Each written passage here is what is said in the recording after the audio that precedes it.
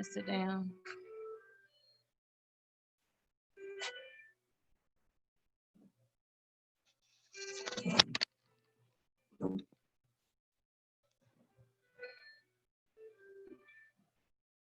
It's too dark.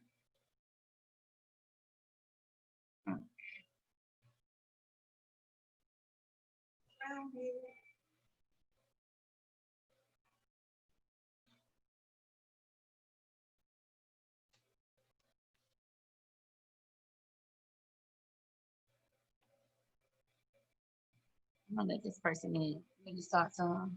I'm gonna get dressed.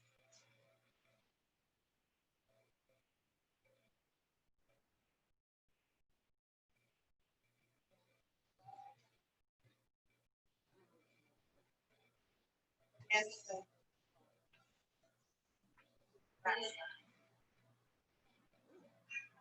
Hi,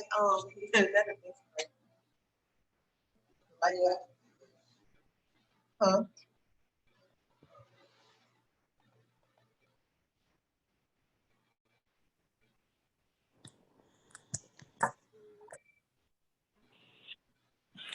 Hi, Kelly. Hey, how you doing? Fine. How are you? Don't worry, we can. I'm doing good. I'm trying to get my computer at my camera at work. So I'm on my phone, so I'm trying to get it set up where it doesn't slide or anything. Okay. Just had a bright light in my face, so I had to fix that. Okay. I love your necklace. Thank you. I got this from one of the girls that does what is it called? What is $5? The $5 set. I know what you're talking about. Paparazzi, yep. Paparazzi. I got it from there. Yep, Yeah, paparazzi. I got it. Phone keeps lying. But yeah, I got it from Paparazzi. It's a lot of people selling that now. I think somebody came out with another line that does $5 jewelry as well, but I know paparazzi is very popular. Yes, it is. It is. Look, I'm gonna try to find something to keep my phone from sliding back. I think it was. All right. Yeah, I think it was. But yeah, it's a big thing now, that paparazzi jewelry. Yeah. You said you're still at work?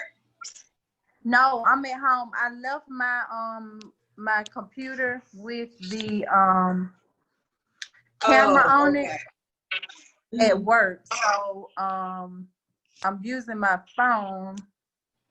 Okay, I'm using my phone so it won't I had to prop it up so it won't be sliding while it's on the coffee table. Okay. Where are you from? Yeah. I'm from Milledgeville, Georgia.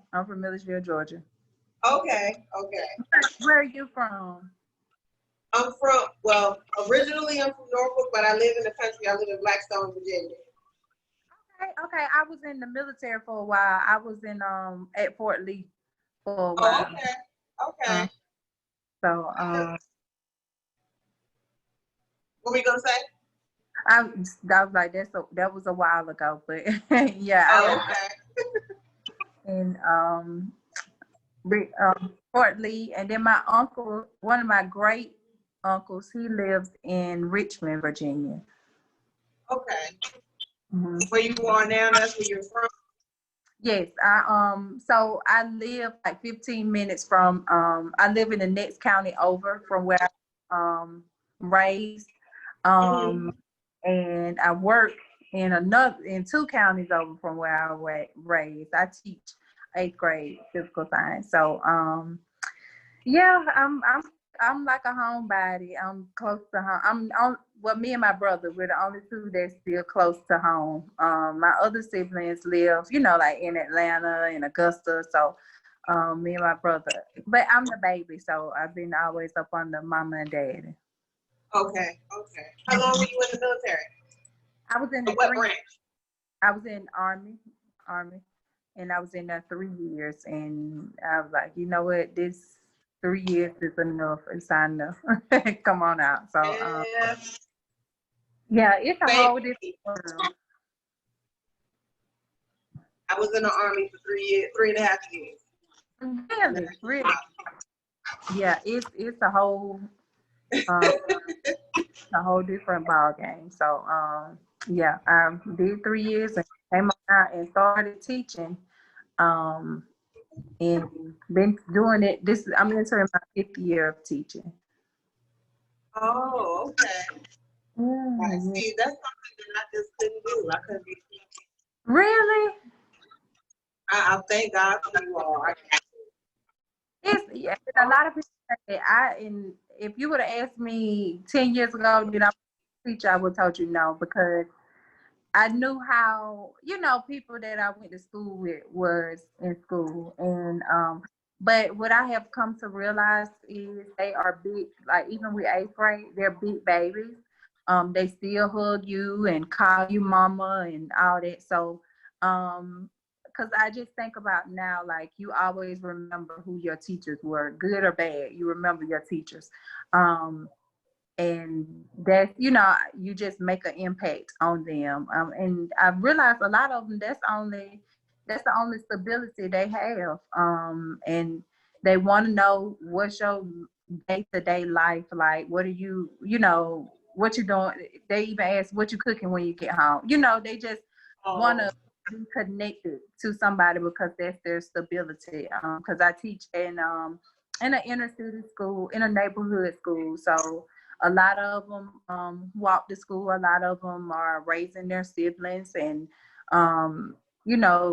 they just need that structure. So I mean, make a big impact on them. Like kids that I had 3-4 years ago, still reach out like, hey, how you doing? And I'm doing this now. I'm doing that now. So I enjoy it. I enjoy it. Well, that's good. I'm glad to hear it. Because I definitely need teachers that really care. Because I came out. I ended up. I'm a nurse now, so Okay. and I love doing it. That's what a lot of people say. They're like, teaching it for me. And now it's a totally different. We're getting adjusted to, doing virtual teaching. And that's a whole different ball game. It's kind of new for all of us. Even me thinking I was tech savvy, I'm like, this is something totally different, totally different. So, but it's that's our new norm, now. And I miss, that interaction with the kids. But I know that safety is first. But Yeah. I really miss that. Hi. Hey, girl. We got a delay on one of our pictures, so I'm trying to figure out how you doing. Good. How you doing? Good. Good. Thank you for the invite, y'all. I really do appreciate it. Girl, thank you for being on. So usually, let me see. Here go Kels. Yeah, usually it's Kelsey, Sabrina, and myself. Okay. And so, what's up, Kels? So what we try to do is make it an intimate setting where we kind of get to know the survivors. We started off as doing, a group thing, which was fine. We still would do that along the way, but I thought it was pretty cool just to have one person so you can kind of talk about your brands and, we get to know you. And then you get to know us, and we build a community. We're still a crazy bunch, so old survivors, are more than welcome to join us at any time. It's always the same Zoom number, unless Zoom, acts up, which it does regularly. Right. Yeah, and then that's it. We'll go live on Facebook and Instagram. We just do girl talk, really. We just talk about things, and definitely can introduce your brand when you introduce yourself. Okay. All right, cool. All right, let me Yvonne. Oh, girl, she in the dark. You still on the phone? Oh. All right. No, I was saying if you wanted to be on it. You know, I can't see. Sorry, we was trying something different, like a sexy vibe. But the sexy vibe, we forgot we was old. Oh, the sexy vibe ain't sexy no more. It's just old. Right. Trying to look at my stomach workout. You gonna be all right, you know? Look good. You coming?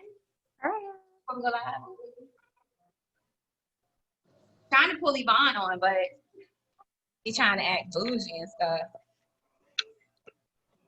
Girl, I ain't sexy either. I tied my t-shirt up in a knot like I'm wearing living color. And I'm over here looking like Papa John. With my boob out. Listen, if I showed you what I had on early, y'all be like, girl. All right. So everybody doing good, staying out the corona? Yes, yes. To the best of our ability. Right. Whatever that looks like for us. All right, let me get my Yeah, it says we're live on YouTube. yeah. So what I'm gonna do after this is go chop it up and edit it. So we don't have to do a lot of editing. That's Oh, great. Okay. Awesome. Yep. Because Chelsea, you know it's gonna take you forever to do the rest of these. So I'm Chelsea. Let's just talk about it. I'm like, I always call Chelsea Chelsea. I'm so used to I know you it. don't. Huh? You know what's funny is so many people do that. So many people call me Chelsea that it's like something that I don't flinch about. It's like I'm not part, you know, and it's like, yes, I'm Kelsey. I always tell people, I'm like, it's like Kelsey Grammer. And then from there, they're like, oh, God, that's right, Kelsey Grammer. But I'm to it. I get called Chelsea. Don't allow me to do it because I hate when people call me a different name. They're like, can I call you Cat? And I'm like, my name is Cathy. It's not hard. You can't shorten Cathy to Cat. Like, it's not okay. I'll be after her. What? Yeah, no. Wait a minute.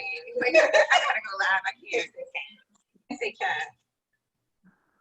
All right, let's get my live popping. Let's see. What y'all want to talk about before we go live? Any suggestions? Y'all do it, and I just Yeah, you can call in place. We don't have. We don't have like. Girl, you gonna break my ring light? Oh, No, I'm not. No, I'm not. Oh, I'm not gonna break it. you don't even go.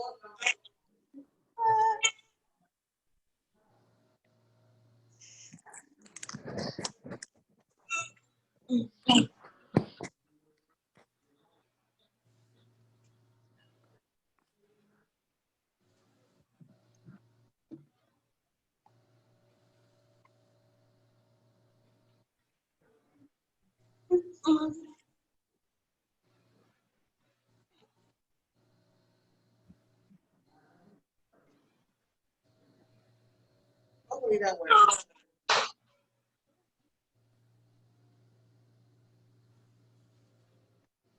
You know, I'm thinking, I'm wondering, I'm just trying to think of topics for tonight. And I think one thing that I want to talk about is, and especially since October's around the corner, I want to talk about the importance of getting checked out sooner rather than later. right.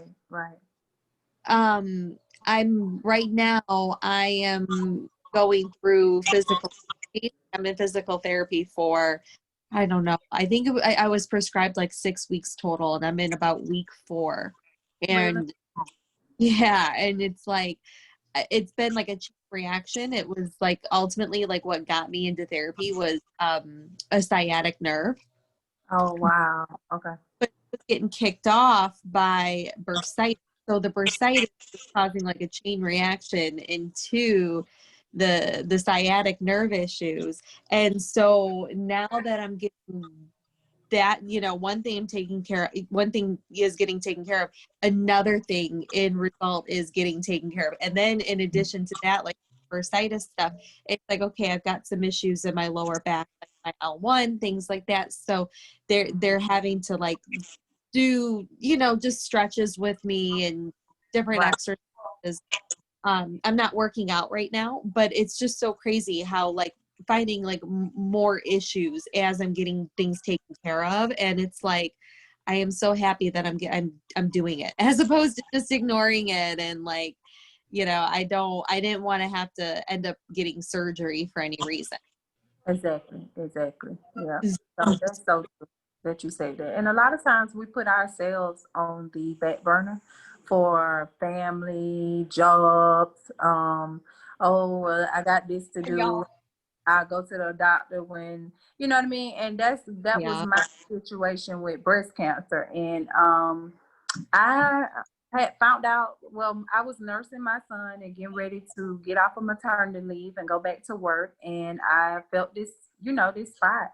And I called my mom because she's a registered nurse. And I called her and I said, hey, Mom, I feel this spot. What is it? What should I do? And she said, does it hurt? Is it painful? Hold on, guys. Hey, y'all ready to go live? Yeah, that's fine. Yeah. We gotta get this on live. All right. You can keep on talking. I'm about to hit live. Okay. Okay, what we're gonna do first, once we go on, we can introduce ourselves, do like we normally do, and pass the mic to whomever needs to go ahead and introduce themselves. Okay? Okay. All right, here we go. Yep. You want me right there. All right, we are live, you guys. Hey, everybody, welcome to I Rock My Scars, Real Talk Rebels. We're going to go ahead and introduce ourselves so we can get back into this conversation we were having because it was getting kind of deep. So, my name is Bree Nicole, baby. I'm the co-host. Oh, and this is behind the scenes. Sorry. But anyway, my name is Bree Nicole, baby. I'm the co-host. And I am one of the ones up here who is not a survivor. I do have survivors in my family. So I'm here for more support, also to get support from you guys. And I love you guys, Seth, everybody that's on this panel, even though I've just met one that will be introduced later, so I'm not going to shout her name out. So next, I will pass the mic to Kelsey. All right. Hello, everybody. My name is Cathy, and I am a 5-year, coming up to my 6th year diagnosed pretty soon. I am a stage 2 breast cancer survivor. I was diagnosed at age 29 and no family history, and I thought I was doing everything right, and I had stage 2 breast cancer. And I found it after giving myself, it turned into a self-exam after I was putting lotion on after I was getting out of a shower. So that was how I found it. And went through very aggressive treatment. I scored, pretty much, we have a lot of terminology within the breast cancer world. And one thing that we talk about is our cancer profiles and what kind of cancer we have. And for those that are curious, we talk about this because it leads to different protocols. And so in my particular case, I was stage 2, and I did have spread to my lymph node. That is one of the common areas breast cancer will spread. So I ended up going aggressive with my chemotherapy for 5 months, and that was my maximum. And then I have been on a maintenance medication for years. And since then, I have found out through testing, through another predictability test, that I'm very high risk for reoccurrence. So I am on tamoxifen for another 5 years. And as a survivor who had a very, very tough time after treatment, in 2018, I started advocating for various breast cancer organizations. And I had a podcast called the Cancer Survivor Network, where I would interview everybody involved in the breast cancer movement in regards to their experience, what led them towards turning their pain into purpose. So now I am here in the Real Talk Rebels, and it's been really fun. Every single week we come on, and we always have good conversation here. And I am also launching a podcast called Pretty Resilient, and I also help individuals who are interested in starting their own businesses. I offer consulting and coaching for that. So thank you so much for having me on. And I'm Welcome going to go. back as always. Yay! So happy. One thing I want to touch on is not to cut across you, but one thing I want to touch on is the importance of finding your passion and why that is so important when you go through something, because sometimes when you're in relationships, you lose yourself and we forget what happiness was, right? And I think cancer for everybody, and even if you have cancer, but whatever trauma reminds you that if you go back to your passion, you can find some peace. And I believe that's the mission that you're trying to get everybody to get to is you can make your passion a business, right? And go to work every day and be happy with your passion.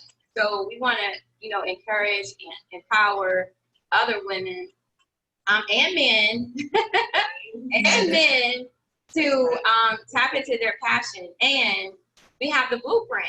And the blueprint is so much easier to go by versus creating it yourself and not asking for help, right? So that's what, you're trying to do. And definitely happy that you're back on.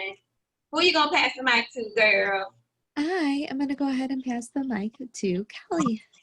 Hi, everybody. I am Kelli. I am a school teacher, a mom, and a wife, and I recently found out I was a breast cancer survivor. I found out that I had breast cancer through a self-examination. I was getting ready to transition back to work off of maternity leave, and I felt this spot. I called my mom because she's an RN, and I called her and I said, "Mom, I feel this spot, and what to do." And she said, "If it's hurting or if it's uncomfortable, you need to call your doctor." So I do blame myself for putting myself on the back burner, because I started getting back into the rhythm of going back to work. I started trying to be a dutiful wife and a great mom. So my situation got put on the back burner, and COVID hit, and we were all sent home to go to work from home. And I remember touching that spot again and telling my husband, like, "Feel this spot, I think I'm overreacting because it feels bigger." And actually it had grown to the size of my thumb. And I called my doctor immediately, and she told me to come in, but she referred me to the nurse practitioner because she was booked. So the nurse practitioner examined. She said, "I don't know what this is. I'm gonna order you an ultrasound." So 2 days later, I get an ultrasound. The radiologist tells me, "I don't know what this is. I'm gonna refer you to a breast specialist." So the breast specialist who is a great doctor, and I tell him every time, "You saved my life," because I had been living with this for who knows how long, and for me to kind of put it on the back burner and then find out later on it's cancer, I just credit everything to God, because he was ordering my steps during that whole time. And so I had a biopsy done, and the doctor just kept reassuring me, whatever it is from, we're going to get it out. We're going to get it taken care of, whatever it is. He just kept reassuring me. And so the biopsy was done. A week later, I got a call back saying that it was cancer. It was DCIS. It was stage 0, and it had not spread it. And we were going to do a bilateral mastectomy and get immediate breast reconstruction. And I had that done August the 5th. I had the bilateral mastectomy and the immediate reconstruction done. And I stayed overnight and had the drains and the whole 9. And I think that was the hardest part for me, because I couldn't be the great mom that I am to my son, because I had to work on getting myself back together and being 100% health-wise. So I had that done. I still have to go in and do I have the fillers in right now, so I still have to come in and do the implants, and then I'm done. I'm working with just a great doctors and specialists who just have kept me uplifted. And I don't have any family history. My grandmother actually My maternal grandmother had it at 70 and she beat it, and we did a genetic testing, and she and I do not have the same gene mutation. So, you know, I'm the first in my family to go through something like this. And so now I'm just, my purpose is to make sure that women go get checked in whatever battle you're facing. I started this clothing brand, whatever, Survivor on Purpose. And that was just to inspire women, because I felt my lowest at that point. I felt like I wasn't beautiful. I was less of a woman because I was going through breast cancer and I had to get, you know, a bilateral mastectomy. So I started that line to encourage, you know, women that it's okay that you're going through this. And actually, I got 2 phone calls today about two people going through breast cancer. And I'm like, you will be fine. You're going to make it through, and you're going to, you know, you're still going to come out beautiful. So that was the whole purpose of starting this clothing brand, to inspire and to encourage women that are going through, even if it's a totally different battle. You're still a survivor. You're still going to come out on top of this. So, Kelli, right? Okay. Yes. Congratulations with Big Cancer's Butt. That's number 1.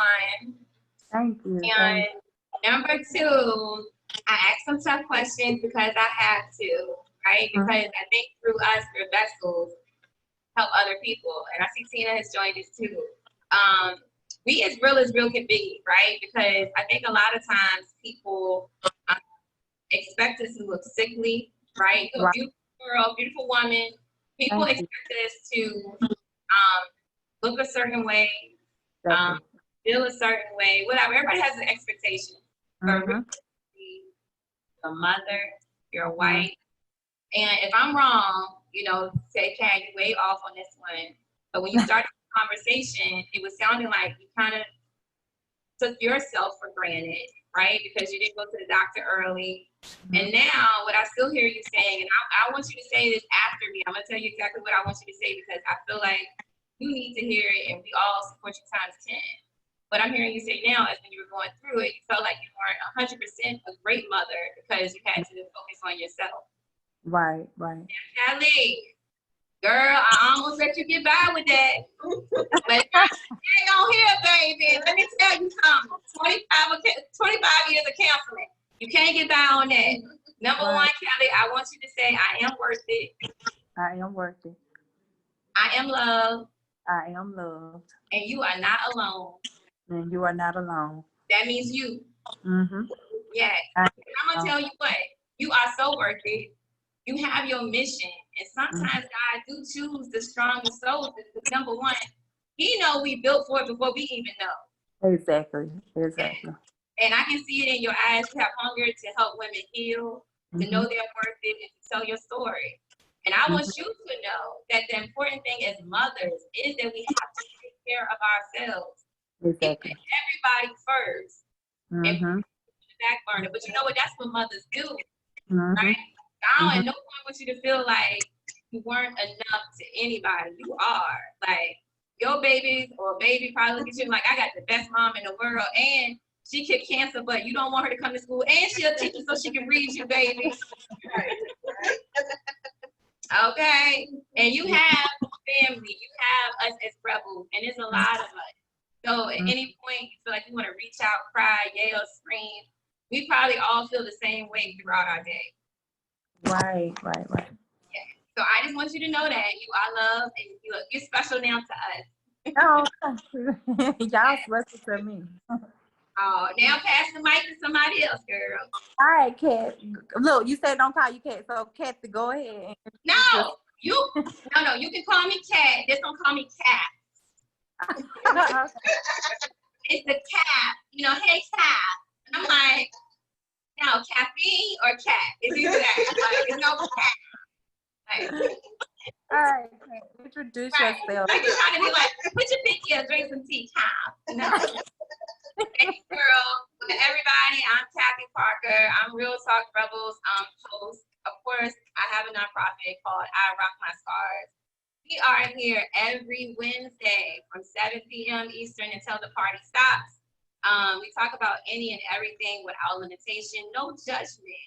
And I think that's important. You can just be who you are. This is a platform, not for myself. I'll tell anybody, I want you to be successful, you to be encouraged and empowered. And through this platform, I know that each and every person that come on here will be in some type of way. So that's me. I was diagnosed at 35. I've heard it all. You don't look like you should have cancer. You're too young to have cancer. And still, even now, people are still like, girl, you did what? Like, yeah. So I want this to be a platform where we speak our minds and tell people go screw off. I mean, behind here, I'm going to tell y'all a funny in a second. Behind here, we got our, fucking sign. I had a meeting today on Zoom. Yes. Oh my God. And I get on there 2 minutes late. I sit down because I have my desk here. I sit down at the desk and I'm like, hey, y'all, good morning. And the lady says, oh my God, get out that room, Cathy. I was like, what?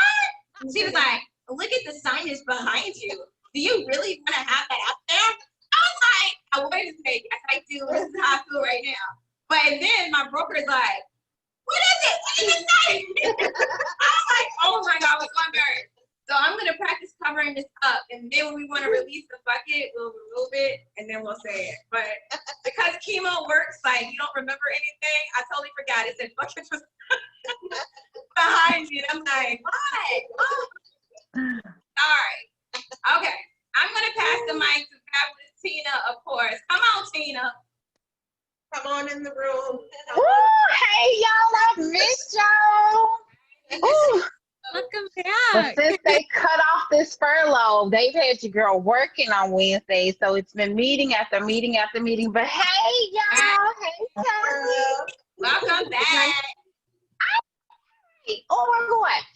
So, hey, everybody, I'm Tina, and I know it says Katina Smith, but call me Tina. And I don't like Cat. I hate when people call me Cat. So just Tina. Just drop everything else and say Tina.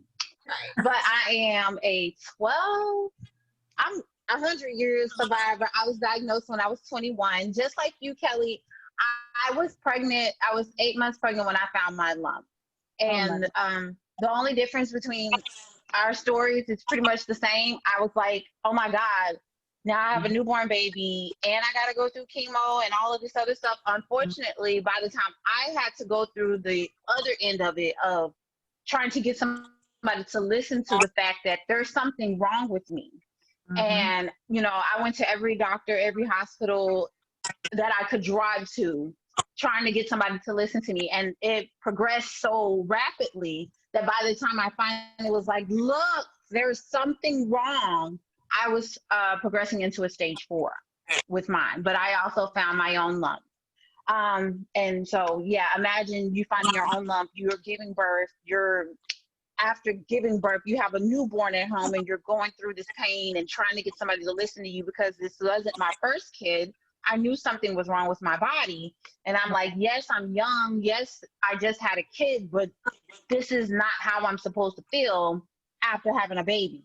I'm not supposed to feel like somebody's stabbing me at night when I'm trying to nurse my newborn. So I'm out here. I'm the same girl. I'm wild and crazy. I'm the one that cussed a lot, Kelly. So I do not have a filter. Tina. We forgot to talk about, Kelly needs to know who you are, Tina. Why are you so fabulous? You got to tell the story how you almost shot up the hospital, you took 3 doctors out, and you said, what? You almost went to jail in the same day. Kelly, I want you to know the real truth. Kelly, I was trying not to tell the gangster story. Like, listen, okay. So I did like John Q the hospital, right? Have you seen John Q?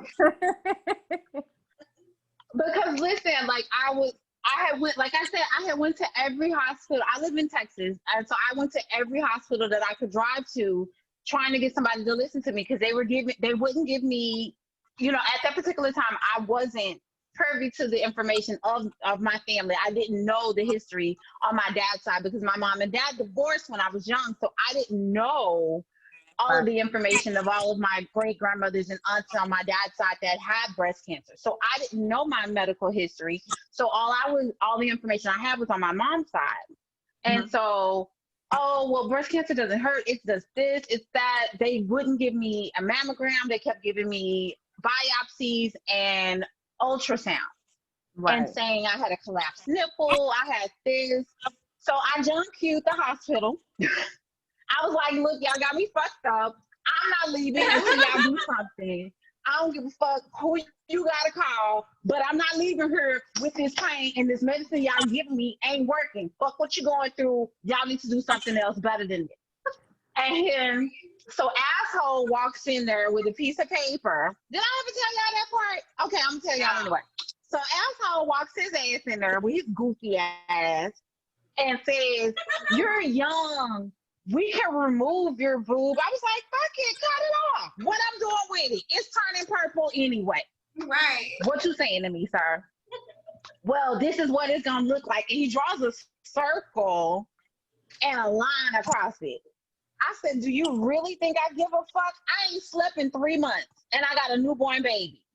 I don't give a fuck. So, side note, my boobie does have a smiley face. It looks exactly how he drew it. But that was just that was besides the fact. So wait a minute, Tina. Only because I love you, I got a joke. Oh, when somebody looks at it, you don't have no nipple there, right? right. Do they be like, your titty smiling at me? It smiles. Right, you like, like, girl, I know you want me, your titty smiling. Okay, go ahead. She ready. She is ready. She likes you, sir. Okay, go ahead.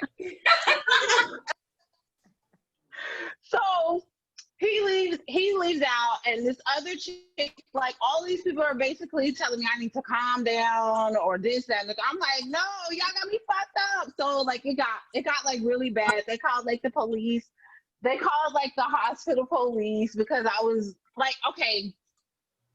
So imagine, I don't know if any of y'all have ever been stabbed. I've never been stabbed. So in my mind, I equated this pain to like a stabbing feeling because that's what it felt like. It felt like somebody was stabbing me and clawing, like pulling down.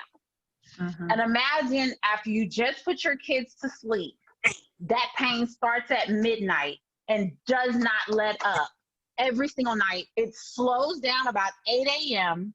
and it starts right back up at 10 a.m. to the point where I'm getting up from my desk and going in the bathroom, and I have to go in the bathroom at work and take my bra off. And then I had a newborn baby, so it's still creating milk on top of that pain.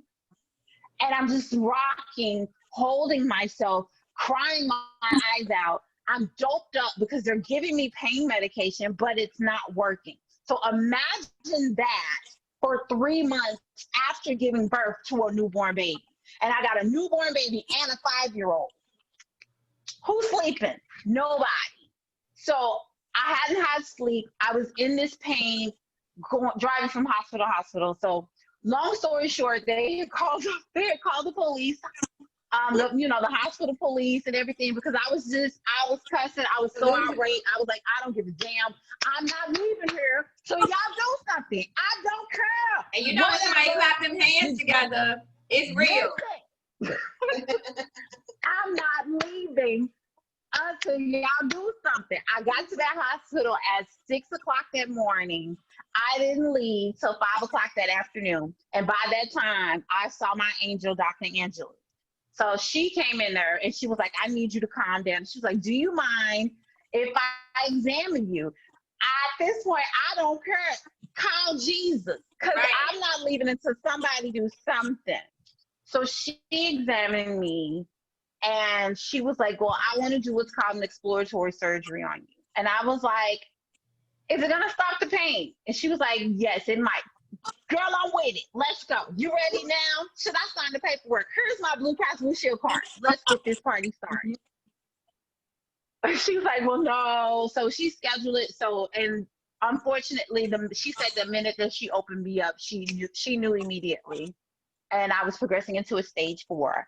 So I feel you and I feel your pain. And so That is my horror story, but it is also why I am so unapologetically who I am. I've always been a vocal person, but I urge more women to be vocal because we are African American women.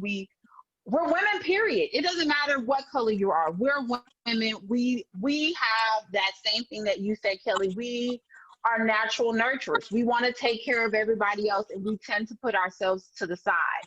Mhm. I'm guilty of it. I'm sure most of you ladies on here, we're all guilty of doing that, of putting ourselves to the side for the sake of somebody else. But we Right. have to also advocate just as hard. Had I not advocated and John Q the hospital, you guys would never know Tina existed because I was progressing into a stage 4. I could have been out of here. So we know our bodies better than anybody else. We know when something was wrong. You knew, you were not tripping, Kelly, because I was the same way. I was like, babe, look at Kelly's bump. And now he was like, Tina, for real, girl, if you don't get out of my face with that bump, feel it, babe, feel it. I put my titty all the way in his face. Feel it. No, just for real, just feel it. It's not bigger than it was last week. Babe, it's turning purple. And seriously, it was. He thought I was over exaggerating, but I wasn't. And then it wasn't until the whole fact that my whole underarm had turned purple. He was like, oh, well, wait. Yeah, I told you. No, you thought I was crazy.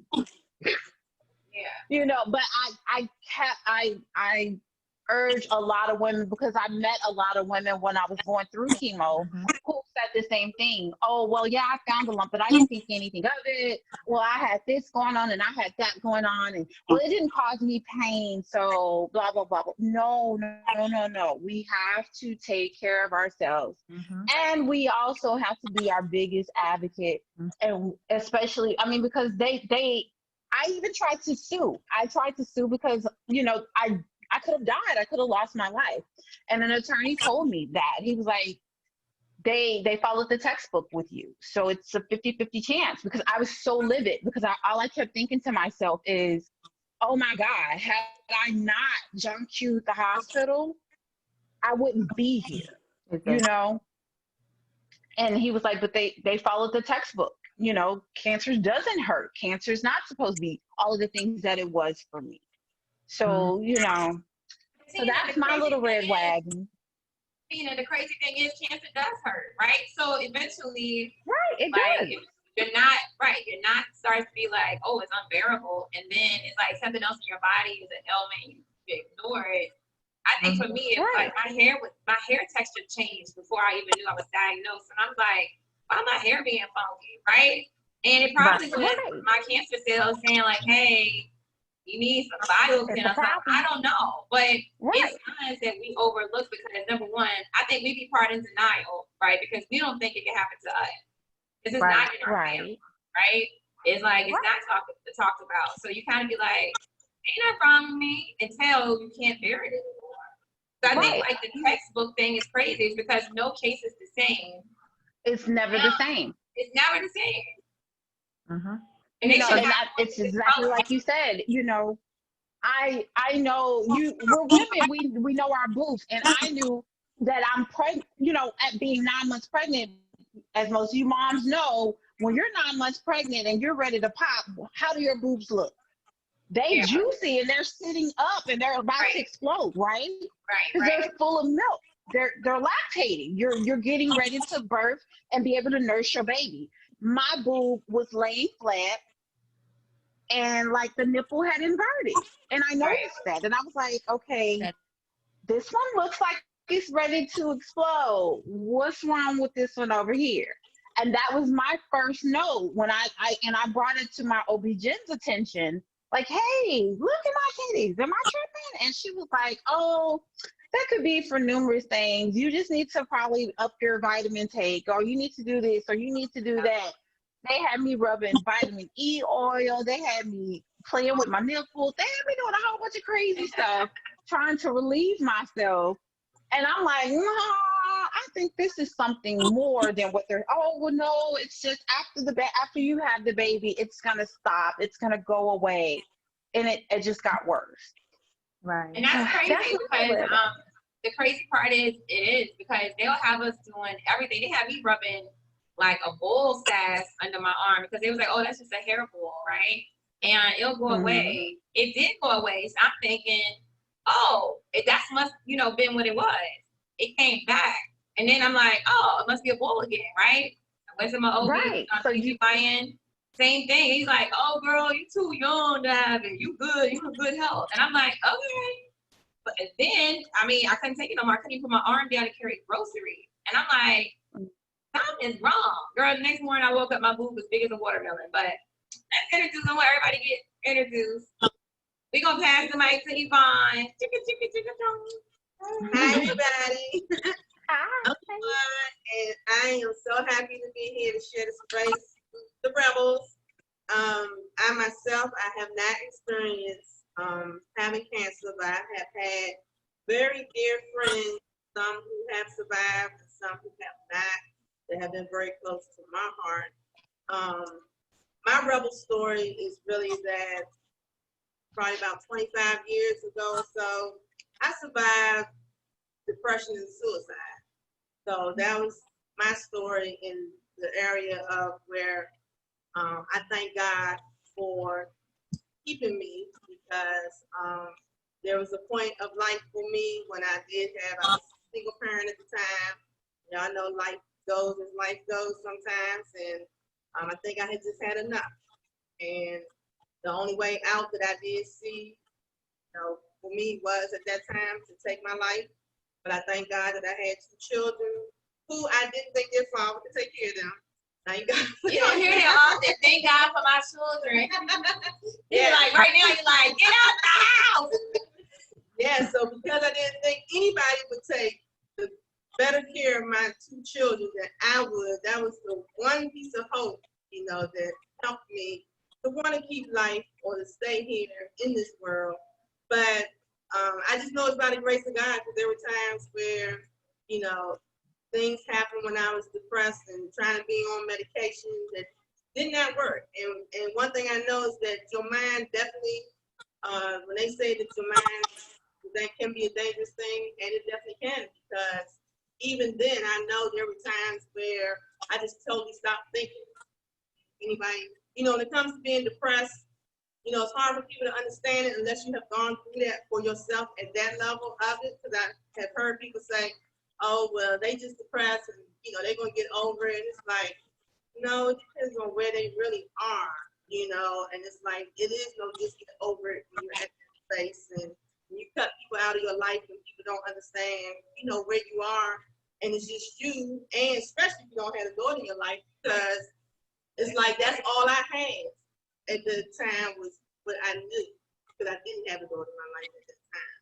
Now I'm just so grateful that I survived that part of my life, and I'm just happy to be here with y'all to share and to say hey. Thanks to all of y'all. Yeah, but I think that's important though. I think a lot of people do think I Rock My Scars is only for breast cancer survivors, and it's not. Like, I'll tell anybody, invisible scars, right, happens, and I just know as a rebel, I went through depression, anxiety, I'm stressed, low self-esteem. It hits you all, and those are invisible, because people, we could put a smile on our face and do what we have to do through our day, but when you go in the bathroom and you cry, you at work, people don't understand why you're crying, right? Or you sit in your car and you have moments to yourself and you cry. And, people think that's being weak, but to me, it's like, man, it does something great for your soul. But I call those invisible scars. So you are a team rebel, okay? I don't know you're trying to get out of that, but it is for people who have invisible and visible scars. So that's important. And thank God you are here, because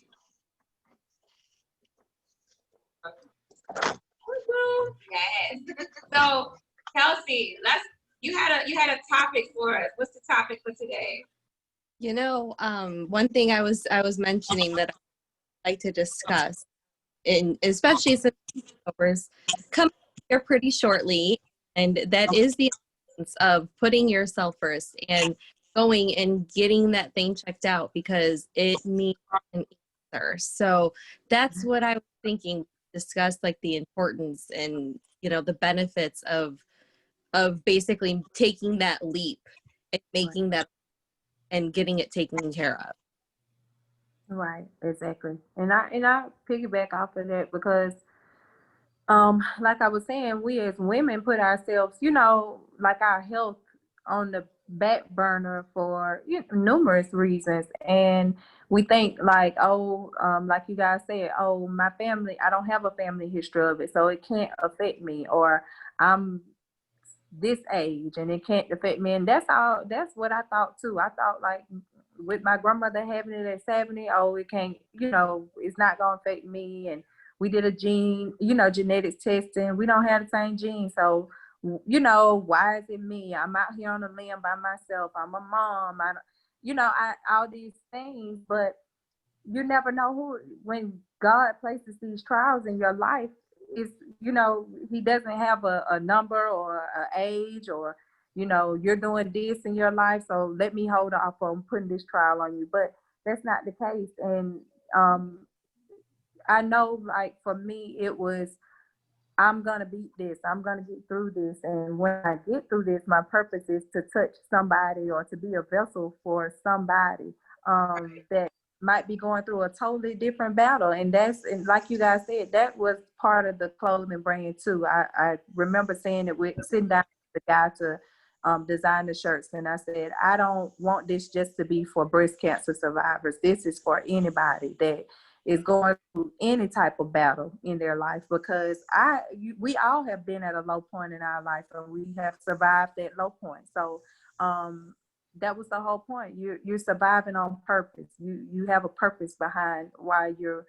beating this. And I love my husband, y'all, but I refused for him to raise my like nobody is gonna take care of my baby the way I take care of my, you know what I mean? Nobody. Right. I love him. He does great. He's an awesome father and provider, but I'm like, you don't even, his nose running, dude. Like, go get a wife. Don't, you know, so.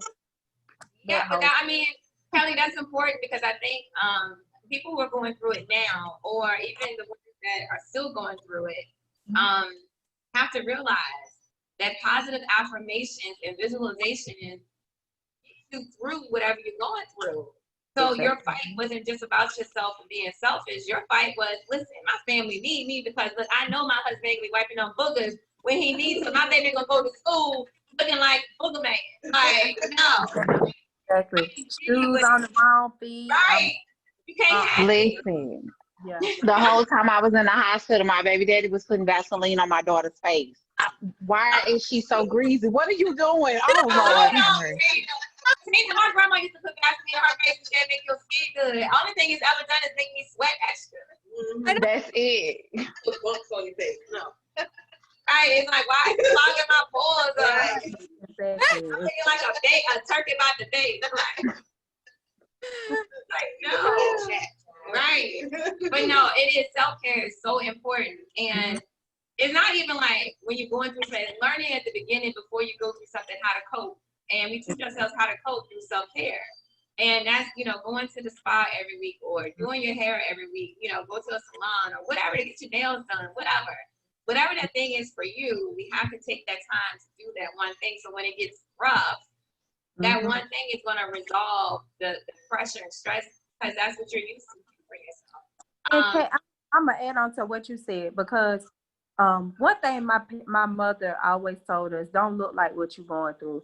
And her and my father, you know, say it again, Kelly, say it again. Don't look like what you're going through. And she would always tell us that you keep yourself up. I don't care what you're going through. And so her and my father raising 5 kids and, you know, being married for almost 40 years now. But my dad did play a vital role in our life. But just to see my mom get up every day, have all our stuff ready, go to work, drop us off, pick us up, help us with, you know, and my dad was in there in the household too and played a major impact. But just my mom, you know, and that resonated with me when they said, you have breast cancer. And I just thought about if my mom could raise 5 kids and go to work and you know, keep herself up, I know I'm gonna be fine. And so Right. And that's um, important. it's important. It's important because listen, anybody, when you go get your hair done, Mhm. and you come out that salon, you a whole different person. You went in as Cathy and came out as She-Ra Cat. Like, you feel better. You say, I look great. I feel great. And your attitude is different. And so even with, like, I have Cat Clown Boutique. And that's my logo. It's like, you look good, you feel good. Because I don't care what you got going on in your life, but even dudes, when you get that haircut, and you put on a new outfit, or got some new sneakers and it all match, can't nobody tell you nothing. You skipping and whistling, and you don't even know you can whistle. Like, you feeling totally different. Exactly. Y'all, let me tell y'all a quick story. Before I had the, you know, the procedure, the bilateral mastectomy, the nurse came in, she said, okay, here's your gown, here's your socks, go ahead and, you know, and so I said, well, can I get a bonnet? And she said, for what? I said, because my curls, you know, I had just got my hair done, y'all, the day before, taking pictures for my clothing line. I was like, I'm gonna keep curls while I'm down. So, Right, I paid all this money for these curls. I got the down. Now, let me get these pictures real quick. I told my husband, I said, hand me them Barbie pins out my pocket, hair up and go back here for surgery. And so one of the nurses, he was like, where you going? I said, I'm having surgery. He said, no, you ain't. No, you ain't. You got your hair. I'm like, I'm gonna be cute. I said, if I have to cross over to the other side, they ain't got to do my hair. I'm gonna be ready. Okay. You know. Listen, yes, Kelly. I mean, I'm here for it, but it was the same for me. When I started chemo, like, we didn't get like a walkthrough or nothing. Like, they kind of threw me into the chemo room, right? And I walked in there and everybody was so gloomy. They looked so bleh. And I mean, it was depressing. I think I told you ladies that it was so depressing to me that I left. I didn't do my first dose of chemo. It was too much for me that I left. And I was like, Ma, they look sick in there. And she was like, well, Tina, they are sick. I was like, but they don't have to look that way. Like, come on. And I mean, I made it my business because I was at the hospital all day long, like literally like it was my job. You know, y'all know, because you got to go and you got to go see the doctor. Then you got to do blood work. Then you got to wait to make sure your white blood cells is high enough before they give you chemo. Then they got to make the chemo. And then you got to go and you got to get your port access. Right. You know, it's a process. So I was there all day. So I started dressing up to go to the hospital. I didn't have hair, but I would draw my eyebrows down. I put my good wig on, or I put a cute little scarf on, lashes. I would be cute. And I would pack a little lunch and pack a little bag with cute scarves. And I would go in there and do makeup and do nails. Like, we don't have to look sick. We don't have to look the part. So much so, I'm almost ashamed to say it. Bless me. I'm sorry. I don't want to offend anybody. But so much so that the man with the hole in his neck started trying to hit on me. Like, it was weird. Because he was in there getting treatment too. And, you know, they had to hold the little microphone thing. And he was like, you come here every week, girl, looking sexy. I'll be waiting for you. Okay, first of all, sir, you got a hole in your neck. It's too much for me. But it was just the fact of I just wanted to change the atmosphere, you know, and the fact that, you know, I made his day. He would look for me because I'm always this loud, this animated. I just like to live and let live. I don't like sad funerals, sad anything that's gonna make me feel all gloomy. I don't like it. I'm a happy person. And so the fact that I changed the atmosphere and that some of the people were looking forward to that. They enjoyed that so much so that I still, when I do visit the chemo room, I still do that. I still go in there and be like, hey, survivor. Like, I'm still loud. Because we don't have to look like it. We're not dying. It's not necessarily a death sentence. I didn't say it. I'm with you, Kelly. If I go to Glory, I'm going to go cute. They ain't got to do my hair. Yeah. At that time, I didn't have none. Exactly. Hey, Tina, to piggyback what you said, like, people, they had started back going to work while I was still recovering, right? So when I would get on the Zoom meetings with the staff, I would be like, like like I'm going to work every day. And one of the girls looked, the new teachers looked, and she said, "You sure you sick?" I said, "No, I'm not. I'm already here." Because you don't, just because it's, we think about breast cancer, we think about that scar that they used to butcher women back in the day.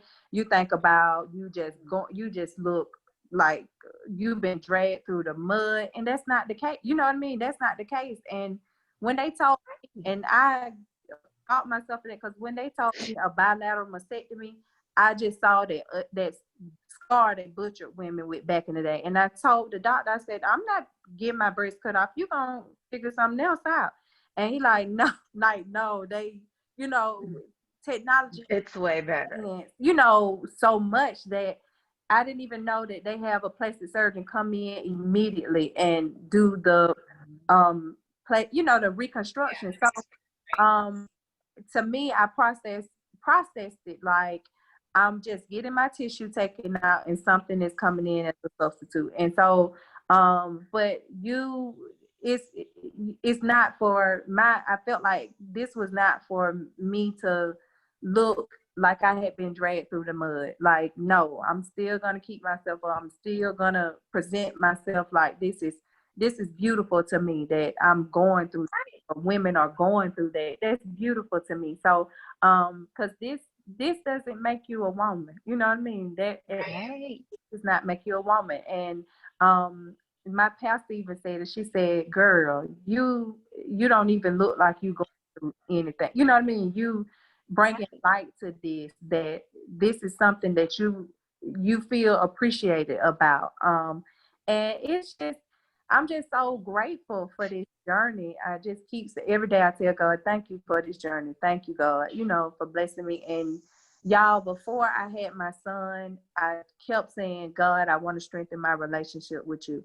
And I knew who God was, because You find them real quick. Like, Listen, I'll tell anybody. It's like somebody telling you gotta go to jail. Mm-hmm. And you like, "What? I ain't gonna do it no more. Take it back. I don't want to go to jail. I'm sorry I stole the pencil." You like, you want everything to go backwards. And it's kind of like, man, through the journey, Kelly, you're right. Like, I think you all say the same thing. Like, spiritually, I'll tell anybody, whatever you do spiritually, it could be meditation, it could be praying to God, Buddha, whoever. Like, that is times 100. Because people catch the Holy Ghost. We be like, "Holy who?" No. Exactly. Like, we know him personally. We got him on speed dial. listen. Spiritually, something else. And it can be overwhelming. No, it's I'm glad we're talking about this, because last week I was wondering, about this.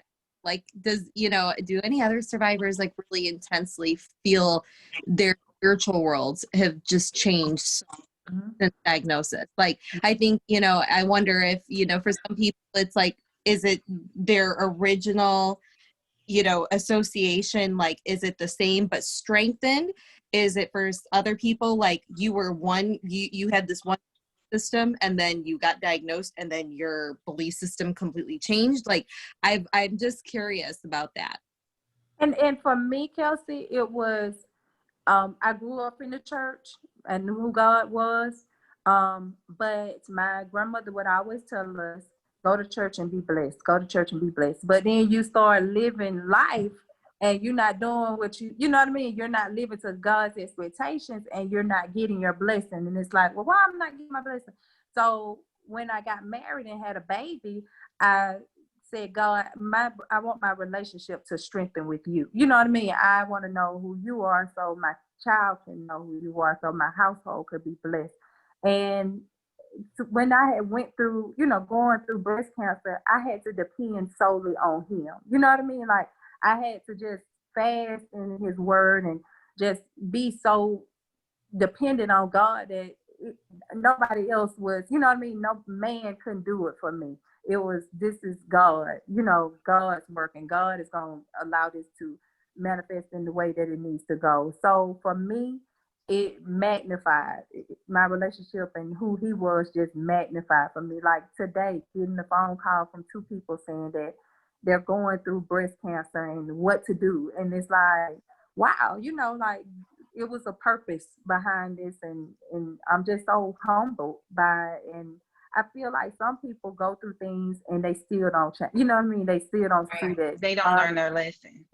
Right. God is calling, pulling you closer to him. And they still go back out and they're doing, the same old thing. And for me, it's like, like I'm living for him, and I got to follow down the direction that he's leading me on. So for me, it magnified like who he was for me. Like he's he's real. And you will hear, you hear people testimony, you're like, oh, okay.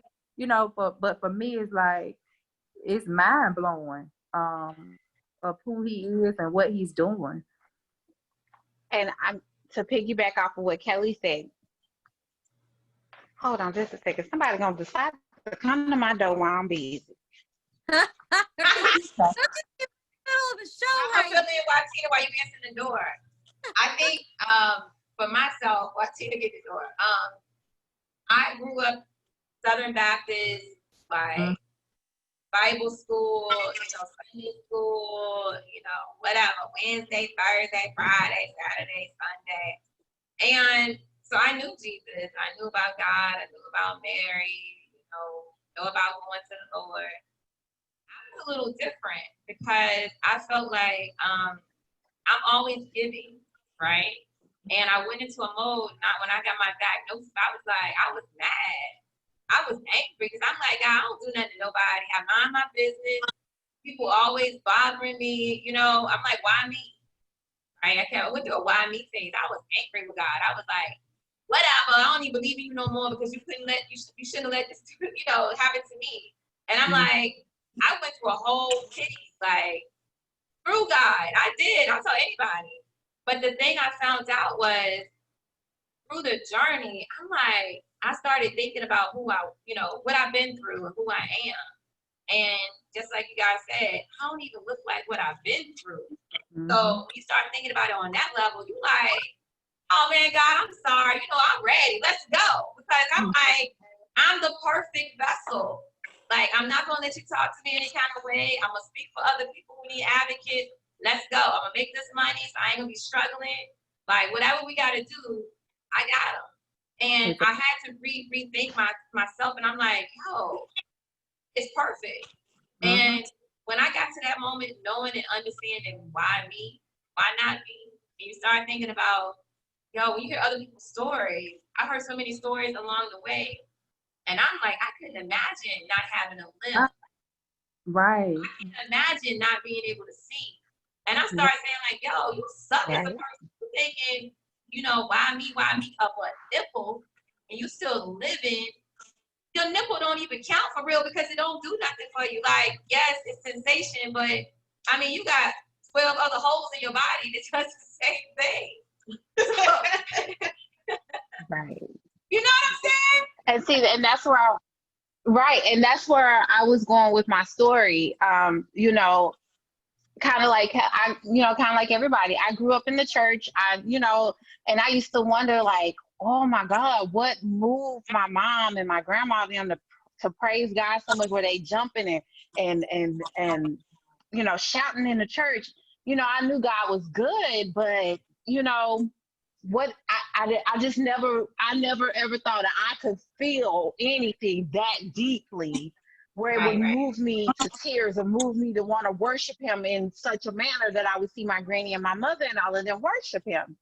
And so I remember, I was talking to him. I was feeling like you, Cathy. I was like, God, because after my third surgery, so we had the exploratory surgery, then we went back in and they removed my lymph nodes and removed the remainder of the cancer.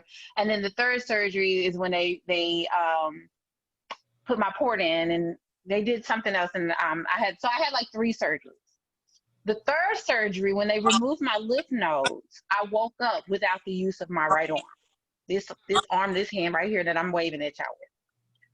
And so, I've had a couple of surgeries at this point. So, when you wake up from recovery, you know the routine.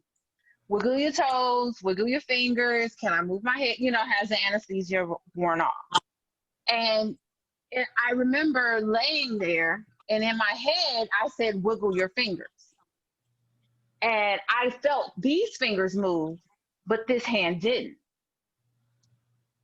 And so I'm still a little groggy. I'm waking up, and I'm still like, I'm thinking to myself, because, they just took the thing out of my throat, so I can't verbalize myself, but my mind is functioning. Wiggle your fingers, wiggle your fingers, wiggle your toes. Has the medicine worn off?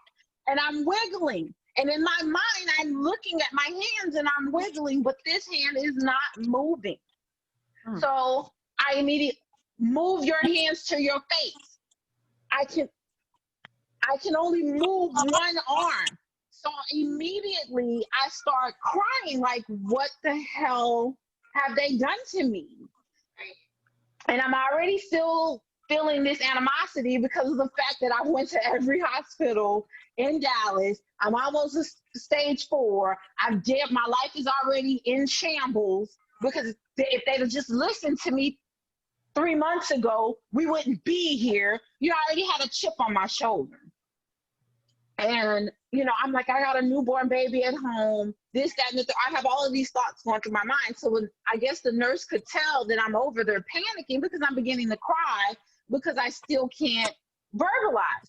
And so she comes over and she says to me, she was like, Ms. Smith, are you okay? And I pointed at my mouth and I pointed at my arm. And she said, well, you probably can't speak because we just removed the thing out of your throat. So you got to give it a little time, drink a little more Sprite. She said, but as for your arm, the doctor explained what happened. Explain what happened? What the? I'm mentally going off, but I can't verbalize. So I'm just crying my eyes out. I'm crying. They roll me to the room. My mom and my family are there. My voice still hasn't come back, so I can't verbalize why I am just bawling my eyes out. And they're thinking I'm crying because I just lost because that's when they completely removed everything. They removed all of the cancer cells, blah, blah, blah. So they're thinking I'm crying because of that. And the doctor comes in and tells them, because I'm still pointing at my arm. What's wrong with my arm? What's wrong with my arm? And the doctor comes in and tells them, we removed 22 lymph nodes, and out of the 22 that we removed, only one had cancer in it. So that was good. I was like, okay, I don't care about that. What's wrong with my arm? He said, well, one of the cells was attached to your nerve. So in order to remove it, we pinched your nerve. So you're going to have to go through therapy. You may or may not regain use of your arm. Tina, wait a minute. Tina, that's important. Tina, that's important though, because you know what? So a friend in Pakistan, so Ayla, is usually on the international edition, but it's important what you're saying. So everyone I'm not gonna say everyone, majority of women who have breast cancer surgery and you remove lymph nodes, I always say sometimes your doctor is not gonna tell you about doing physical therapy on your own, right? But it is, like, literally, Tina, I ain't lying, like, this morning when I woke up, I felt like I just had chemo all over because my fingertips, my nails are tingling, like I don't even have sensation. So my whole right arm goes numb. And I haven't had chemo in 3 years, right? So it is like, it comes back and it makes you feel like, yo, you still got cancer, or you not even you got cancer, but you're still going through, the side effects. Still going through. It's a constant reminder. Oh my God. And it's like, it puts you out of your sleep. If people don't understand, you're like, how did you sleep? You're kind of like, oh man, I had to wake back up to see if I was living because my arm felt numb. But it is a real thing. And that's important. We have to continue. If you got to lift rice or water jugs or whatever it is to exercise your muscles, you have to, because you can feel it. I went through the therapy and everything, and going back to where I was going with the in regards to my spirituality, is that I remember laying in the bed and I was bawling my eyes out because, as you remember, I have a newborn baby and I'm right-handed. I couldn't hold my baby. I can't feed my baby. I couldn't be a mom. I couldn't comb my daughter's hair for school. I lost you. I felt crippled because in the blink of an eye, I now have went from being independent till now people have to come and help me get dressed. People have to come and help me eat because I'm having to learn how to use my left hand, and I'm not left-handed, I'm right-handed, but I can't use it. I can't pick up my baby. I had to relearn how to do everything while I go through chemo and go through therapy to possibly, because I mean, they said I might or might not regain use of my arm. And I remember laying in the bed and I was just bawling my eyes out as I watched them pack my kids up and take them to my mom. My mom took my kids to the house because I just simply couldn't care for them. And I had just had surgery and just came home. And I'm just bawling my eyes out. And I remember it like it happened yesterday. I'm trying not to cry. But this bright light came. Tina, it's okay. We cry on here. This bright light came and I turned my back to it because it was nighttime. And I turned my back. I had turned off all the lights in the house. I was completely depressed. I was defeated. And I normally am a very happy person. I'm always optimistic, but I was defeated at that point. I felt defeated. Like, God, like you said, Kelly, look, Jesus, you don't put too much. I know I'm one of your strongest and you give your hardest task to your strongest, but this too much. And I don't know, Lord. I don't know. And I'm not happy and I'm upset and they are stripping me of my baby. And he's 3 months. That's my baby. You know, my baby, she's 5. Those are my babies. And I can't hold my baby. And so this bright light came and I turned my back to it. And that light beamed through my apartment so bright that I pulled the cover, I pulled the blanket, I pulled the pillow. That light would not go away. And I sat up and I said, okay, God, you want to have a conversation? Let's have a conversation. I prayed and I yelled, I screamed, but I said, you gave me this, you've done this for a reason. I don't know why, but I'm in for a ride. And if you said you won't put more on me than I can bear, Lord, it's time for you to put up or shut up.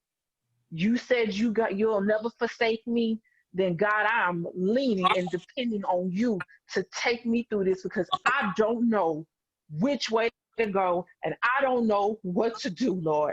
So I put all my faith in you. You take it. And that light, and when I said you take it, that light went away. And my walk has been so tremendous that y'all see me moving it. I was never supposed to be able to raise my arm.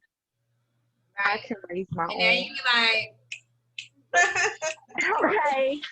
I can raise my arm. I still don't have feeling under my, I have to, when I put on deodorant, like I have to put my fingers right here just to make sure. right. I don't have feeling. Sometimes it does go numb. Sometimes it locks up on me when I'm cooking or writing or whatever. But they didn't know if I was going to be able to use this arm. Right. They didn't know. They said if I regained use, I wasn't supposed to be able to lift my arm over my head. I tell you that my God is a great God. Right. Because come on, Tina, what God?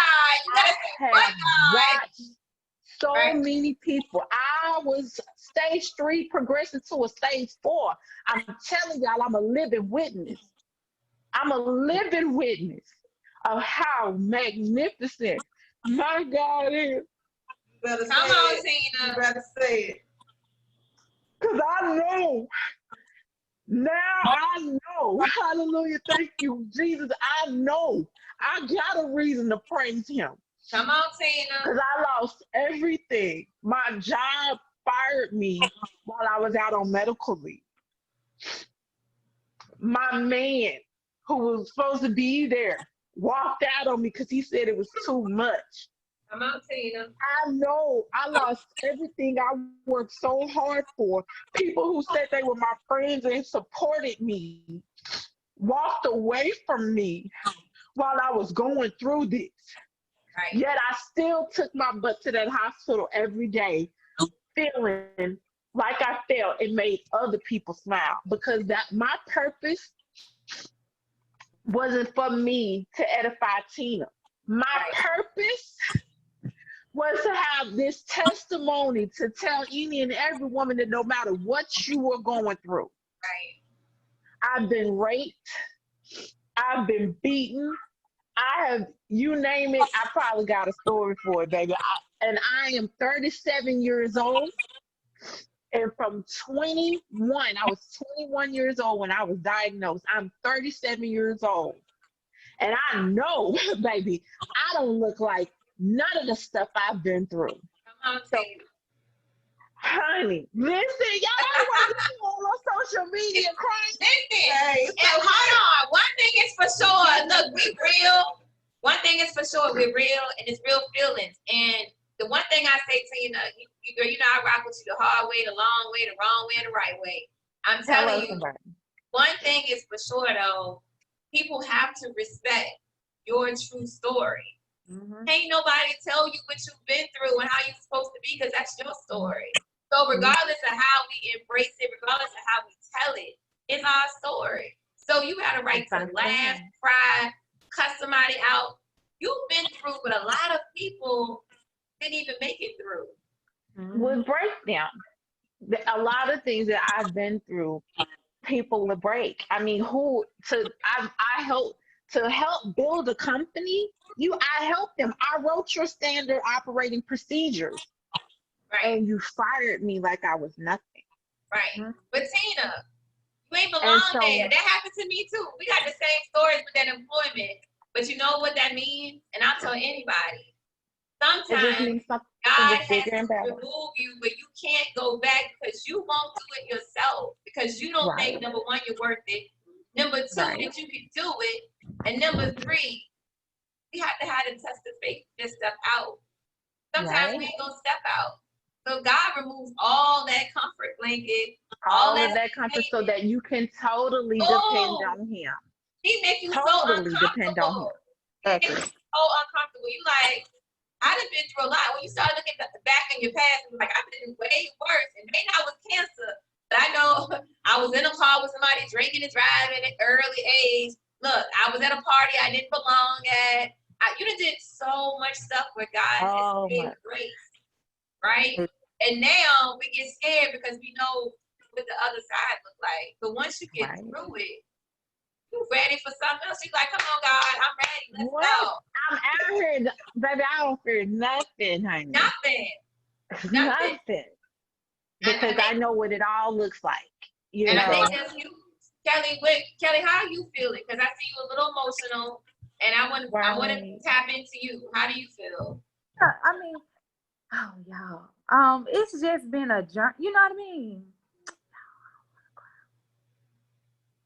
Look, we are a healing show. So we are. You can't cut out. Hold on, let me get close. If I gotta take these lashes off, Kelly, so you can see me crying. I was crying before Tina started crying. I was like, Lord, is my lash coming off? I'm looking at Cathy and Kelly, and I'm like, y'all stop. Because I mean, girl, I was in the dark. You got to see me. It is okay to cry because that's healing. That's not good makeup, y'all. This that matte makeup. Well, you got to get some waterproof, girl.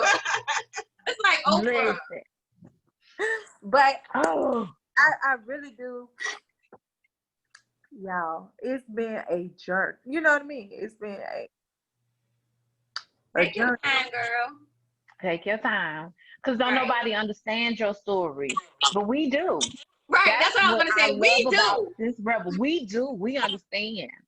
And I hate those people that tell you, "Oh, it's gonna be okay. Oh, Don't cry." girl, I tell No, my you cry, you scream, you do whatever you need to do to be okay with it, because they don't know how that pressure sit here. They don't understand how that builds on you. You try to put on this face like, "I'm okay, I'm all right. Yeah, I'm gonna do this. I'm gonna do this." It's our body. It's our Right. body. And I always say it's okay to take the makeup off, right? Because I think we're so used to people not understanding us because our family doesn't understand, right? They love us, they want us to be here. But if you say, like, and I tell anybody, like, when you talk about, you have suicidal thoughts, because you're like secondary trauma right now. You're saying, like, I have a victim mentality. Why am I still here? Like, why am I here? Like, you gonna put me through all this? And I tell people, like, we always see the after story.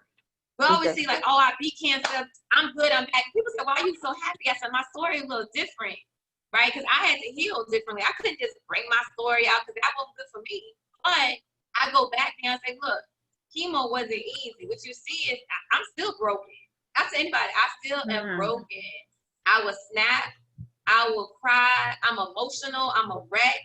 I want to be loved, but I can't tell you how to love me right now. Like, we off of Instagram. I'm about to be off of YouTube because I want to be real. Listen, it's a lot of times we don't even love ourselves. And it's not because we have low self-esteem. It's like, yo, you get to thinking, who the hell would love my body? I don't even like how I look right now. So, baby girl, it is okay. Like, I'm telling you, it is okay to be angry. I don't care what nobody tell you about the Bible. People be like, well, God said, well, you know what? Me and God got a different language, right? It ain't no book written about me, right? Because it's my story. And that's one thing people have to realize. It's mine. You can't tell me how I'm supposed to have a relationship with God. I have a question to answer, a question to ask question. I have a right to be mad. Like, spiritually, you are seeking answers. Right. So, okay, go ahead, Kelly. Don't get me on the tangent. I'm ready to fight, Kelly. I'm ready to fight. Come on, Kelly. Shit. Come on, Kelly. When I tell you, it's people that are coming in my life that I would never expect, that's you know what I mean? That just been blowing my mind. Like, I'm gonna say this. So I was cleaning. I was fine. I was like a week or two out of surgery. I'm good. I'm like, I'm okay. I got this. So I get out of the shower and I start cleaning my wound sites. And I just I just start crying hysterically, start screaming, angry. Because I'm like, this, you know what I mean? I'm supposed to feel sexy. I'm supposed to feel like just this girl. You know what I mean? That I'm supposed to be that girl. I done had a baby. I done snapped back. I'm good. You know what I mean? I'm supposed to be that girl.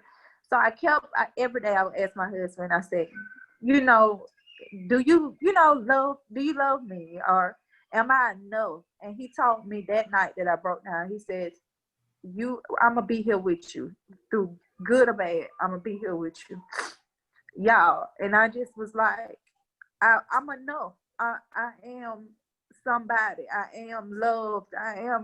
I'm who I need to be, and I shouldn't feel any less of who I am because I'm going through this. And y'all, it's so funny when before I had the surgery, I said, well, they said they're gonna do a bilateral mastectomy and come in with immediate reconstruction. He said, good, because after breastfeeding, I want you to right. You don't want the things be hanging. Yeah. Okay. So for me, it just was like people were coming in my life, lifting me up when they didn't even know that I was broke. You know what I mean? That I was broken because I was putting on this, like, no, I'm good. I got this. I'm good. Don't worry. I don't want no pity party. This, that, third. But inside, I was damaged. I was broken. I was torn. Like, why me, God? Out of all people, why me? I'm not supposed to go through this. I was angry, but nobody saw that because I put on this air like I'm good. You know what I mean? I'm good. I'm okay. But Kelly, you know what I call that? Kelly, you know what I call that? what you call it? Confusion to the enemy. Listen, Yes. confusion to the enemy. One thing, when I lost my job, my grandma said to me, go buy yourself a briefcase. Go buy yourself a suit. Go buy yourself a nice purse. And I'm like, Grandma, I'm about to be broke. And I'm like, I don't have time to be splurging. I'm trying to figure out how I'm going to live off this oodle noodle egg. And I got a daughter, right? How we going to pay our mortgage? She said, yo, if you take that around every day, you can confuse the enemy so much because you're supposed to be down. But if you walk out every day and have your head up, you walk out every day, you are manifesting what you want to happen in your life. And I couldn't understand it then because I was going through it. But when you look at it, you're like, yo, you have to confuse the enemy and all the negative energy around you. Because if not, you start taking that in, you start believing, yo, I'm worthless. I'm not enough. Work this on myself. You know, as much as something I've done to somebody, it must be karma coming back to get me. In all actuality, it's like, yo, you weren't serving your purpose. We won't live in until cancer hit us. We thought we were living, but somehow you find a purpose. Exactly. Right? You tap into some stuff. You like, yo, I got new friends. I got whatever. Yo, that's because you found your purpose was higher than being around people who didn't want anything for themselves and won't support you. Right? I mean, that's a real conversation. Cancer makes you realize, yo, if you can't come over here every day and cook dinner for me, even if I don't want it, leave it at my door and say, Heifer, you gonna eat it. I'm gonna be here tomorrow doing the same thing. I ain't giving up on you. If you don't try that, them people around you, it starts making you realize, why are you in my life? Exactly. What are you here for? And then they want to see you. Oh my God, I can talk about, girl, I'm coming over there for what? You ain't got no what? You ain't putting no gas in my car. Clean up. You just want to see what I look like. Basically, you want to see what cancer is. It's not me.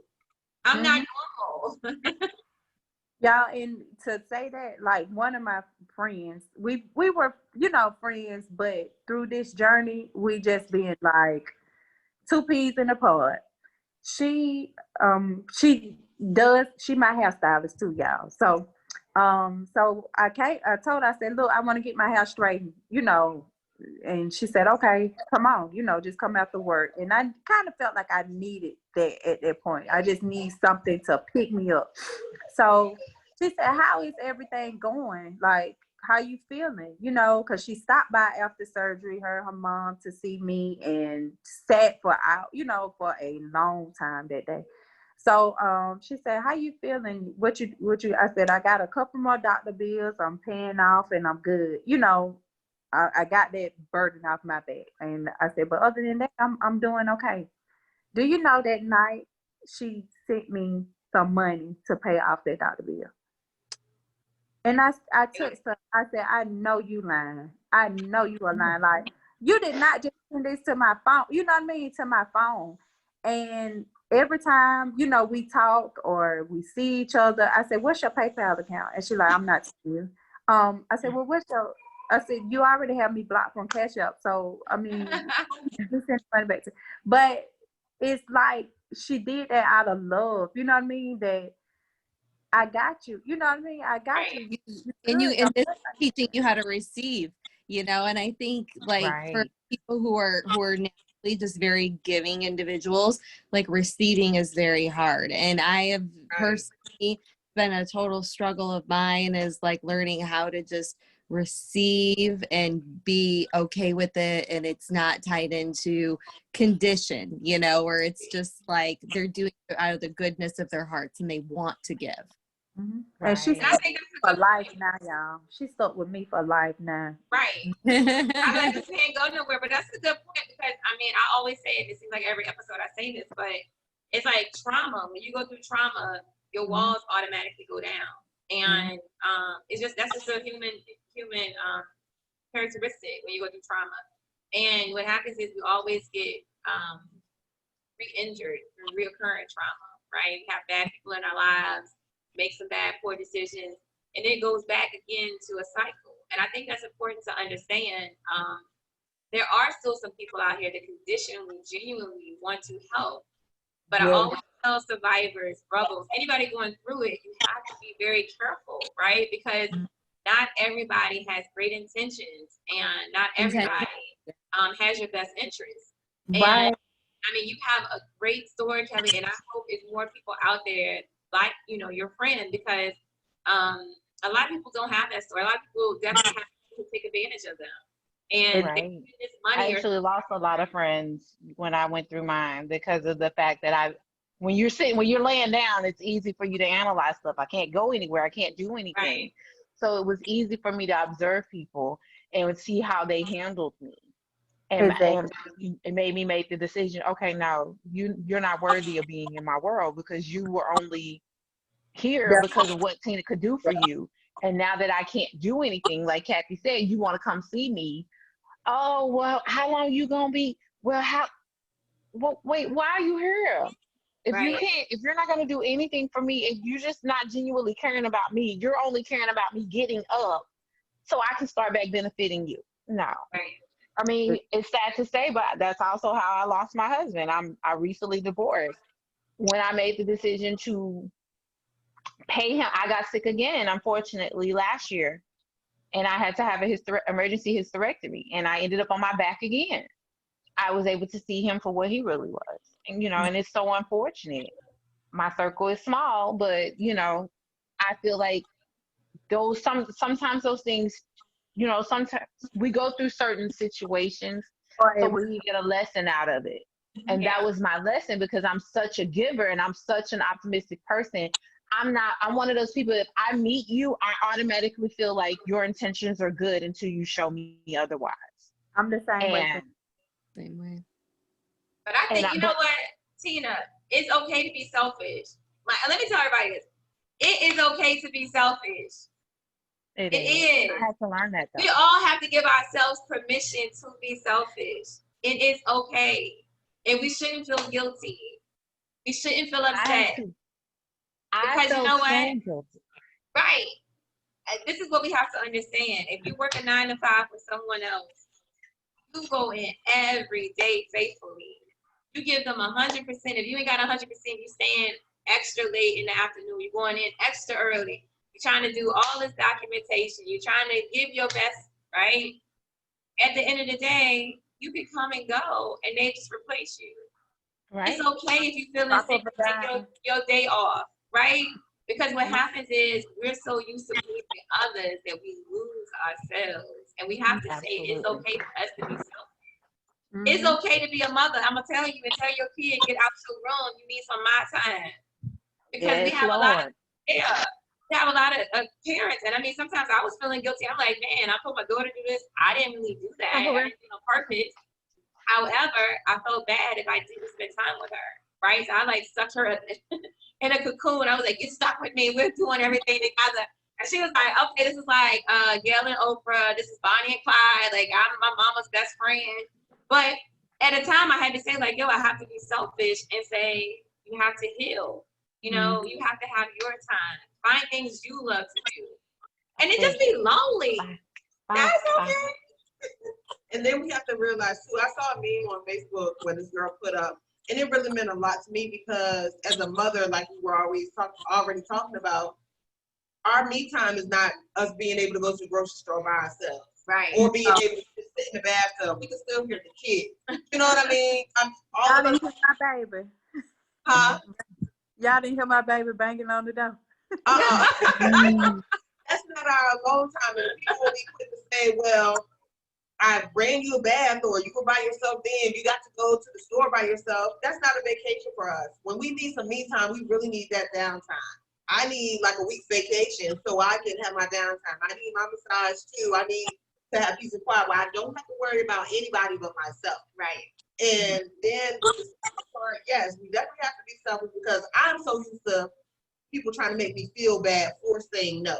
When I finally got the strength to say no, people started trying to make me feel bad for saying no.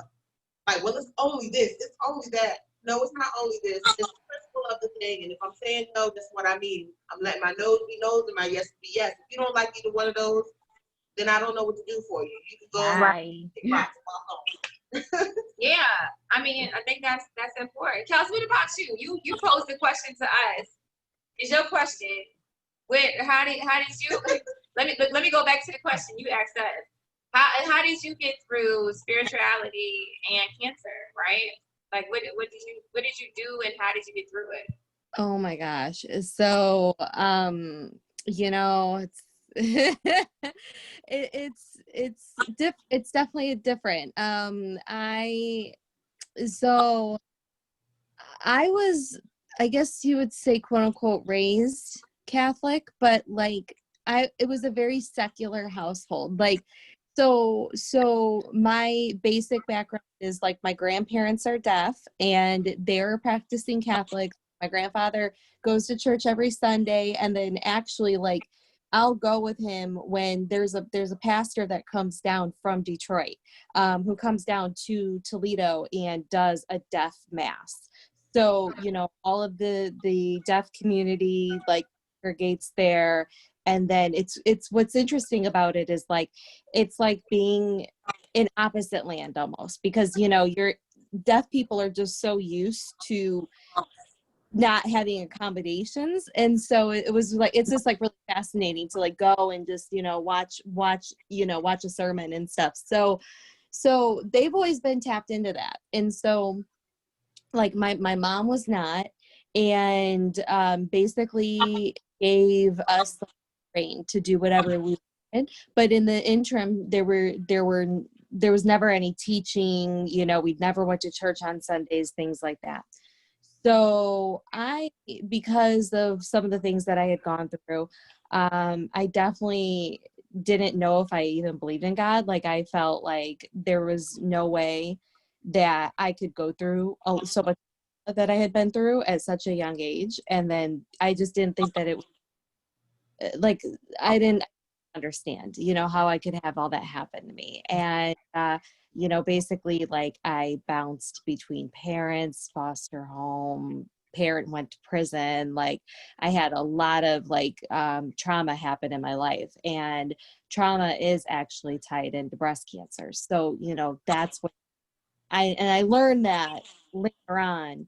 But basically when I was diagnosed, I was pretty sure I was on this path where I was, you know, I got a career that I had wanted. Like it was just about like achieving, like trying to achieve. That was kind of the motive of like trying to, you know, get out of where I had grown up, moved across the country. I lived in Ohio and I moved out to Arizona, and I was like, okay, I'm going to start over. And that was like my whole objective, was like trying to build the life that I wanted to have like some sort of control, like to get that control that was so missing in my life. And so basically like getting diagnosed at 29 for me came out of nowhere.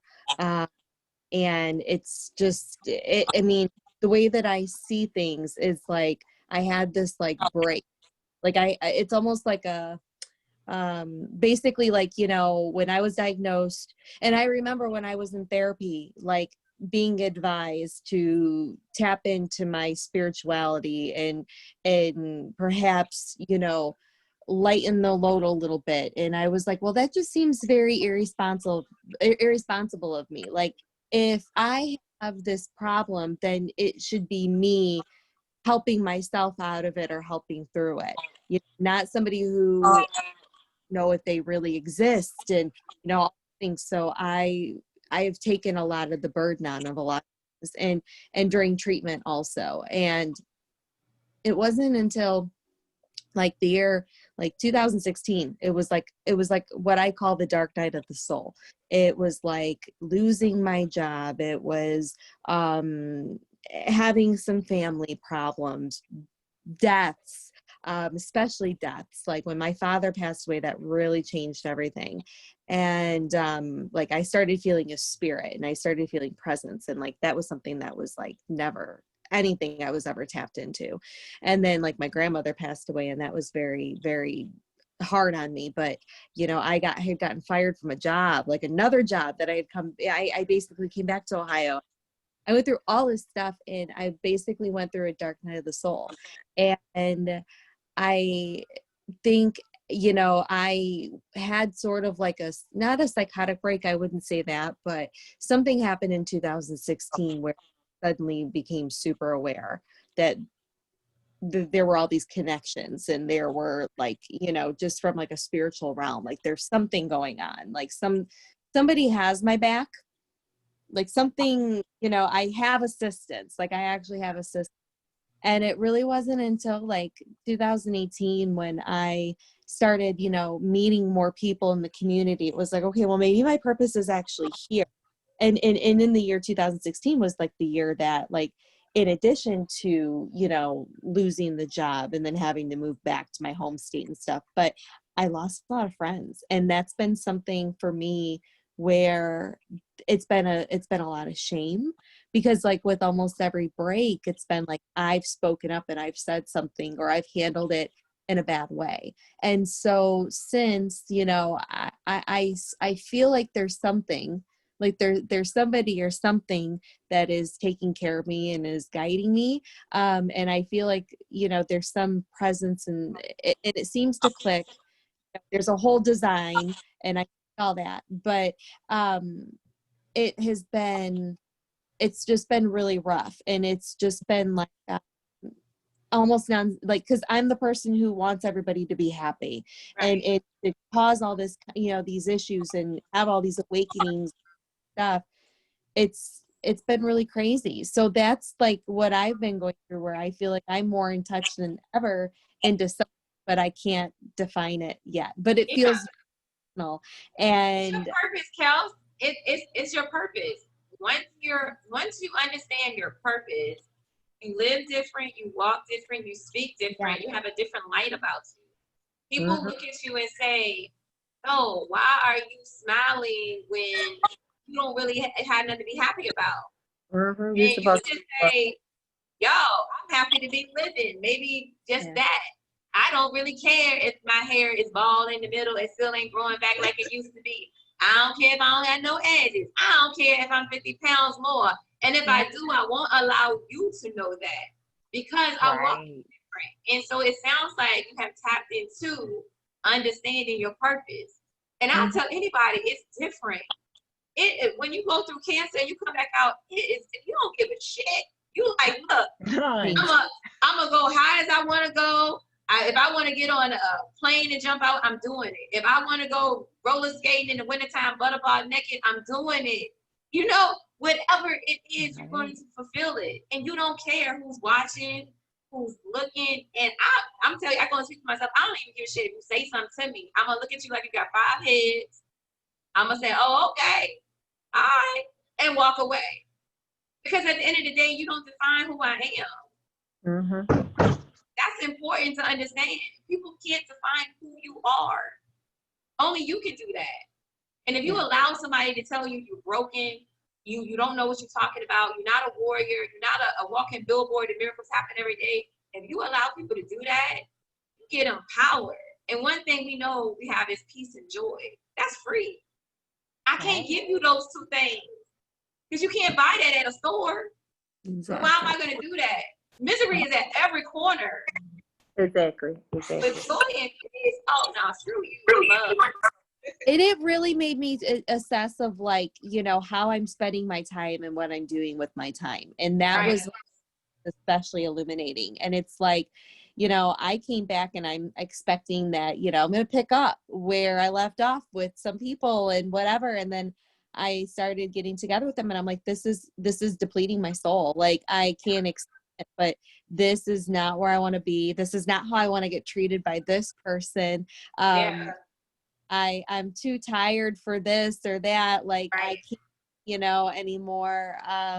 And besides, like, I feel like there's like, at what point am I going to let toxicity overrun my life and, you know, just trying to escape from it, as opposed to stepping in, getting the necessary through, you know, the thing, getting the support, and not feeling like, you know, if just because I'm going through something that's really tough and it requires a little bit of attention, that I'm wrong for having attention, because that was an in it too. There's like something about attention that, you know, that's just chemo brain. Yeah. It happened. It happened. My attention span went out the window. It was already short. Now If you don't have my attention in the first 5 minutes, I will tell you, I'm done talking. I quit listening 5 minutes ago. Yep. And you know what, y'all? During this whole journey, I've been at peace. You know what I mean? I've been at peace. Like, it's a peace that I cannot explain. You know what I mean? And I thought initially going into this, after I got the diagnosis, I was gonna break. I thought I was gonna be that gloomy story that you hear about every woman that goes through breast cancer. Gonna be that another stereotype of, oh, you're going through breast cancer. Oh my goodness, I'm sorry. You know what I mean? But I was like, when at the end of, like, going towards the end of the journey, I'm like, wow, you know, this is something. And Right. God, you've been with me every step of the way. And I mean, people that I thought were supposed to be in my corner, they weren't, and that's fine. I still wish you the best of luck. But the people that God pushed for to be there and that needed to be in my corner, they've been right here with me ever since, and I'm so grateful, you know, for them. Yeah. It's been family who I thought was supposed to be at the hip with me, like, okay, let's go. But it hasn't. It's been more people that been there for me, and we talk on the phone and laugh, and like, we've been knowing each other for years, and I'm fine with, I'm fine with Right. it. And Kelly, and I think that's important though. I think that's important because I'll tell anybody, we try to hold on to our safe havens, but you can't grow if you're still trying to be the same thing. If you used to the same thing, that's like you telling somebody, yo, you can't never get out the hood. Well, if you change your environment and who you around, right, you do better, you know better, you do better. That's what I tell people. It's possible. So even your old friends, even your family, sometimes friends and family is toxic.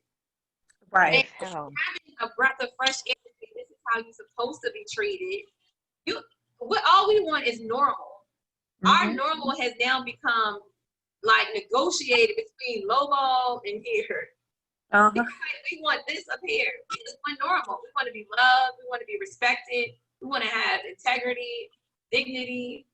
That's it. That's normal.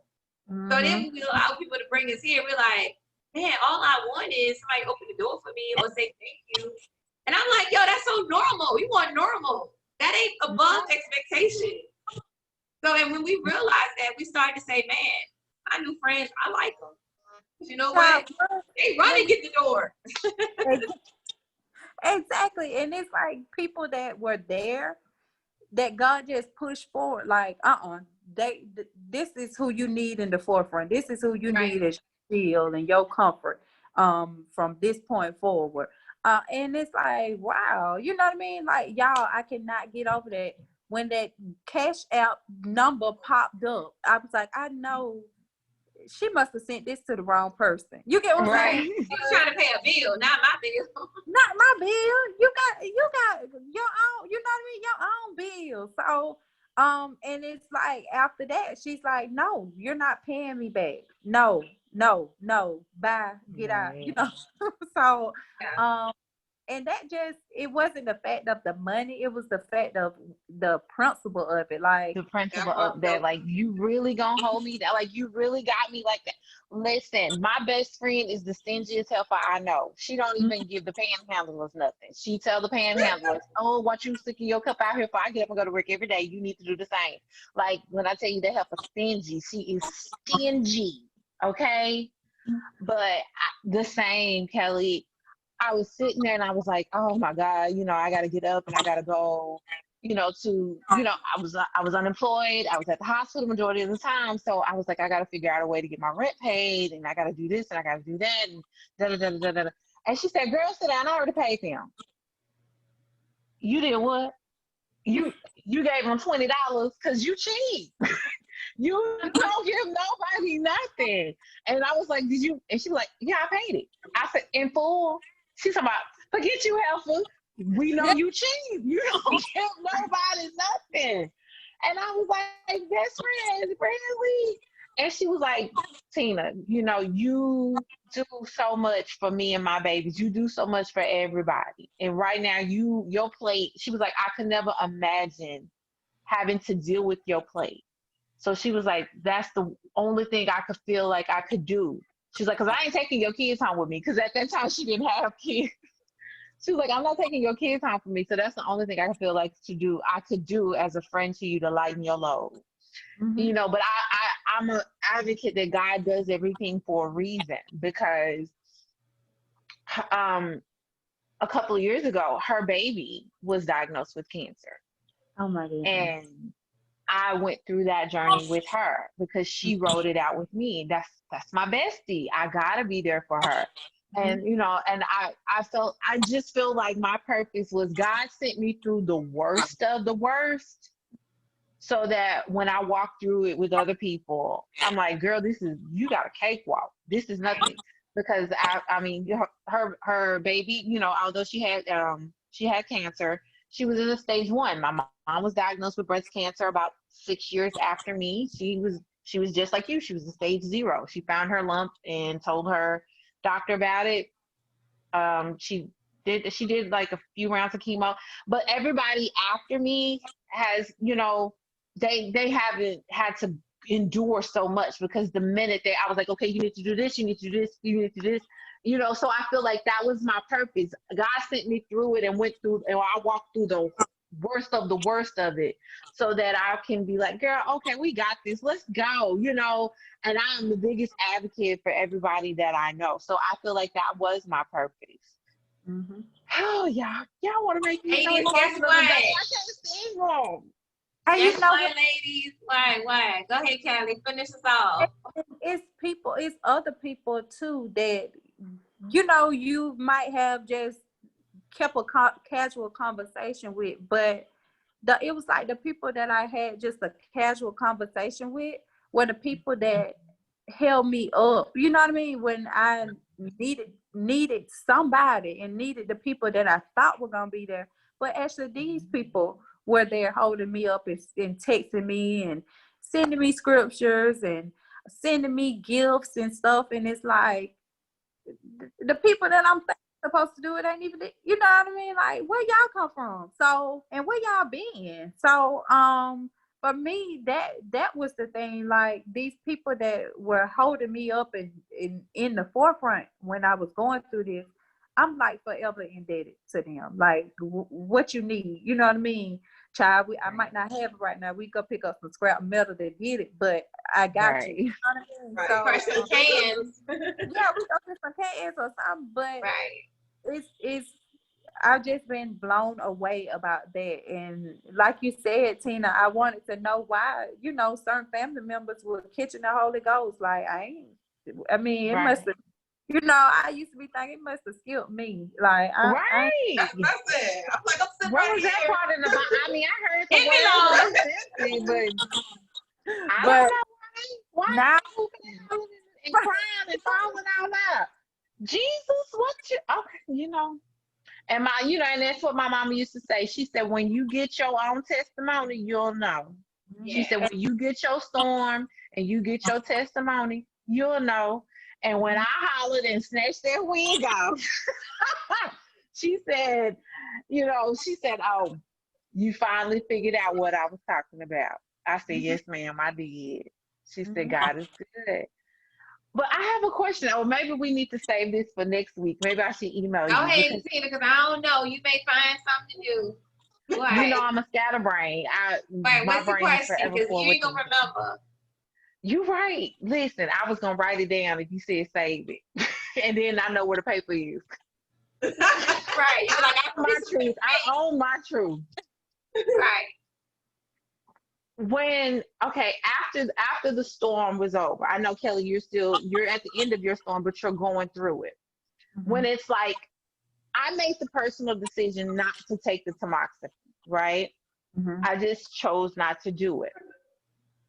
But I found myself here in these last couple of days because I've lost a couple of people who we went through treatment together, and their cancer came back, and they lost their battle.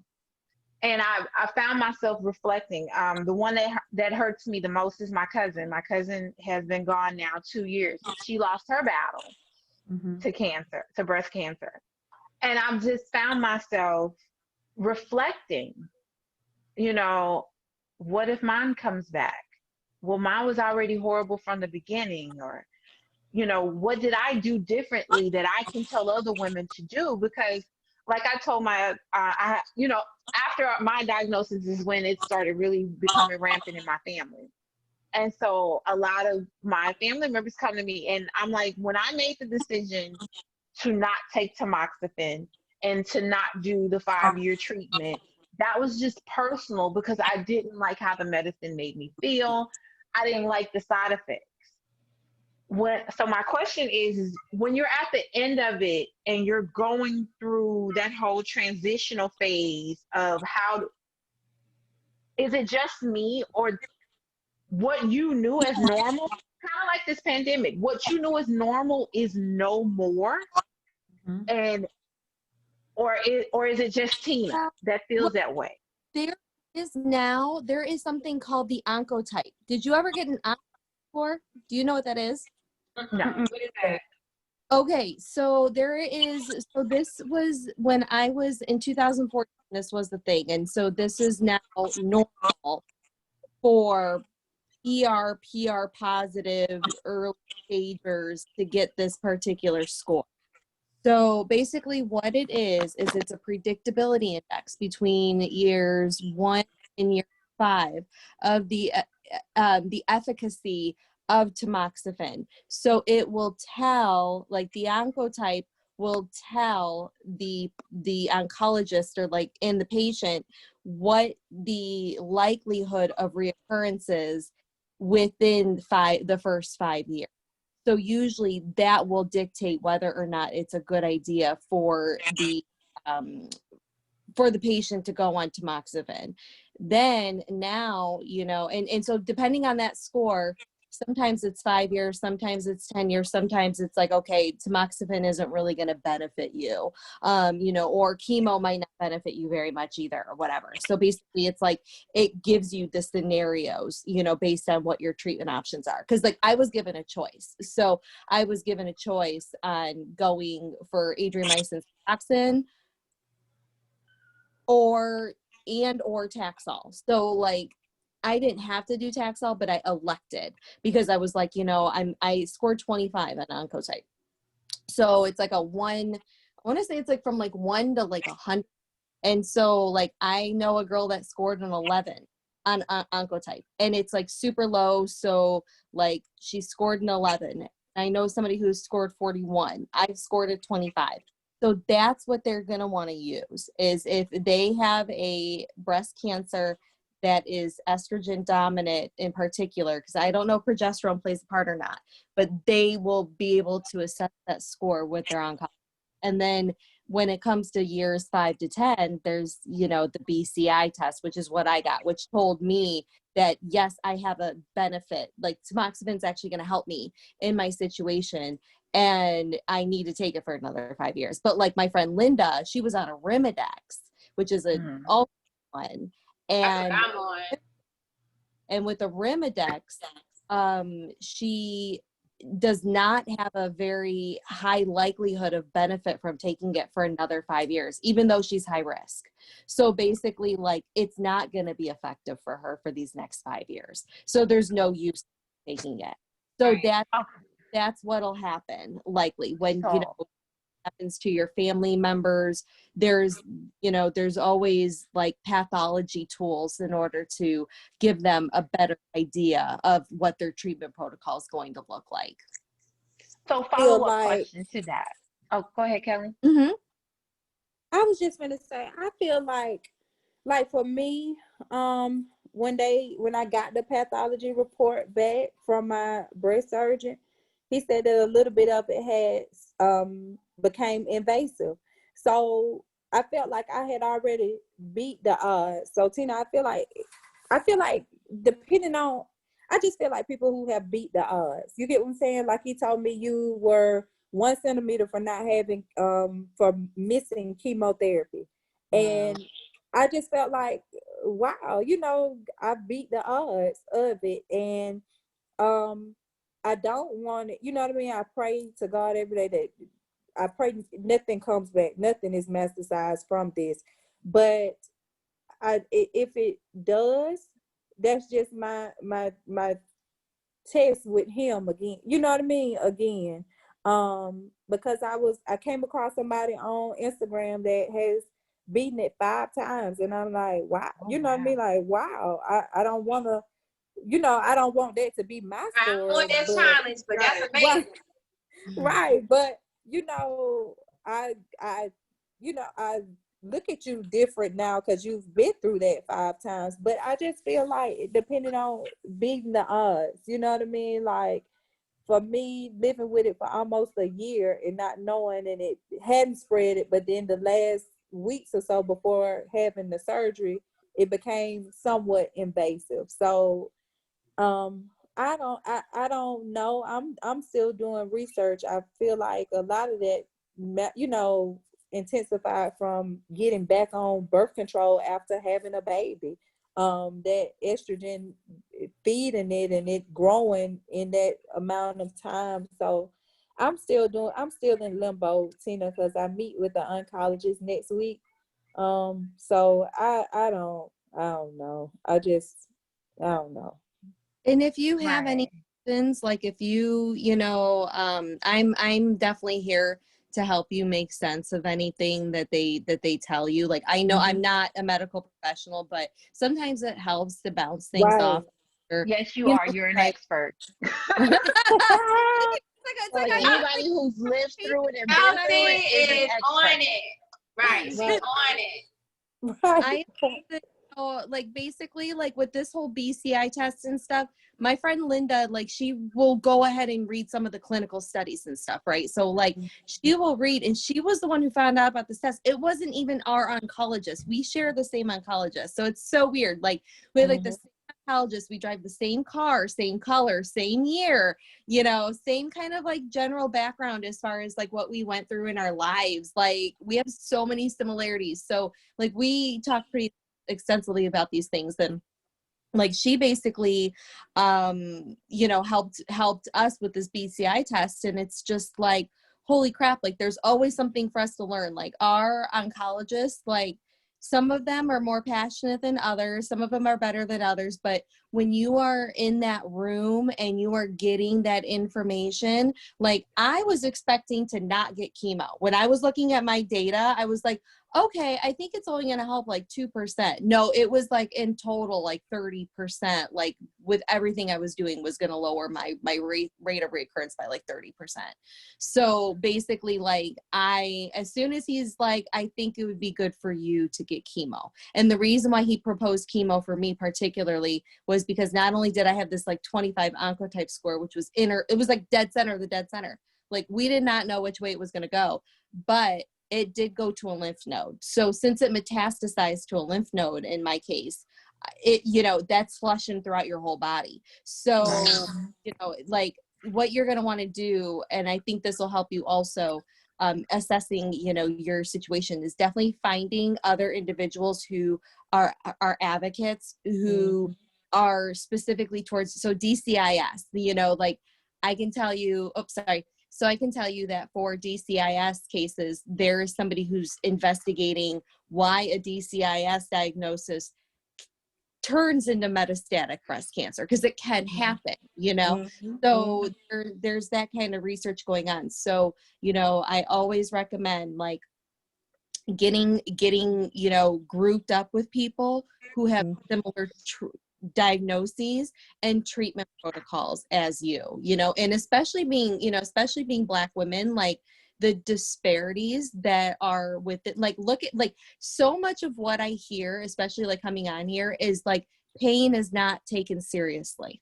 Right. Like as a Black woman is not taken seriously enough, or even just women of color in general, right? Like I don't like to group everybody together. I think it's really important to look at every single demographic. You know, it's like you are all a part of history and unlocking this like code, you know, ultimately that's cancer that we're all trying to like figure out. And you know, there's a balance between like, okay, well, there's clinical trials, like Black women are severely underrepresented in clinical trials. So it's like, what can we do to create an environment that not only, you know, fosters, you know, your care, but also gets you answers? Because you know, as Black women have more triple negative breast cancer, mortality rates are higher in general. And there is definitely a culture around being the last on your own list, you know, being the last on your to-do list. And so that's why like I really like, it's been for me as somebody who like recognizes my own privilege and has been around it, and you know, and being also like around like my grandfather who has had to fight for rights, like with disabilities, like people who are disabled, you know, like they don't get hurt in hospital rooms, or their pain also gets invalidated. So it does happen. And I think like the more we talk about these things and we get louder about it, you know, we continuously connect with one another, like our voices are so mighty, and we can get it through people's heads like, hey, you're young, I get it, but you need to do your exam, you know, and Right. when you know something is wrong, you need to push, like Tina pushes, you know, like you have got to advocate for yourself. Well, Like I was no, given look, Kelsey, I don't know. We ain't trying to get arrested and burned down the hospital, catch the charge. I mean, Right, Tina, Kelsey. I mean, that was Kelsey, 20 I years ain't got ago. no bail money. I don't I ain't know. got no bail money, Kelsey. But nothing but I I mean, ain't have none the way either, but I Tina's don't about went to to say jail y'all, last I mean, Kanye. But no, I do Yeah. definitely agree with that. And Kels, I mean, the easiest way I can put it is Black culture feels, and I can't speak for everyone, right? But we feel that number one, we know our genes are dominant, right? And we know a lot of things come from our skin, right? Mm-hmm.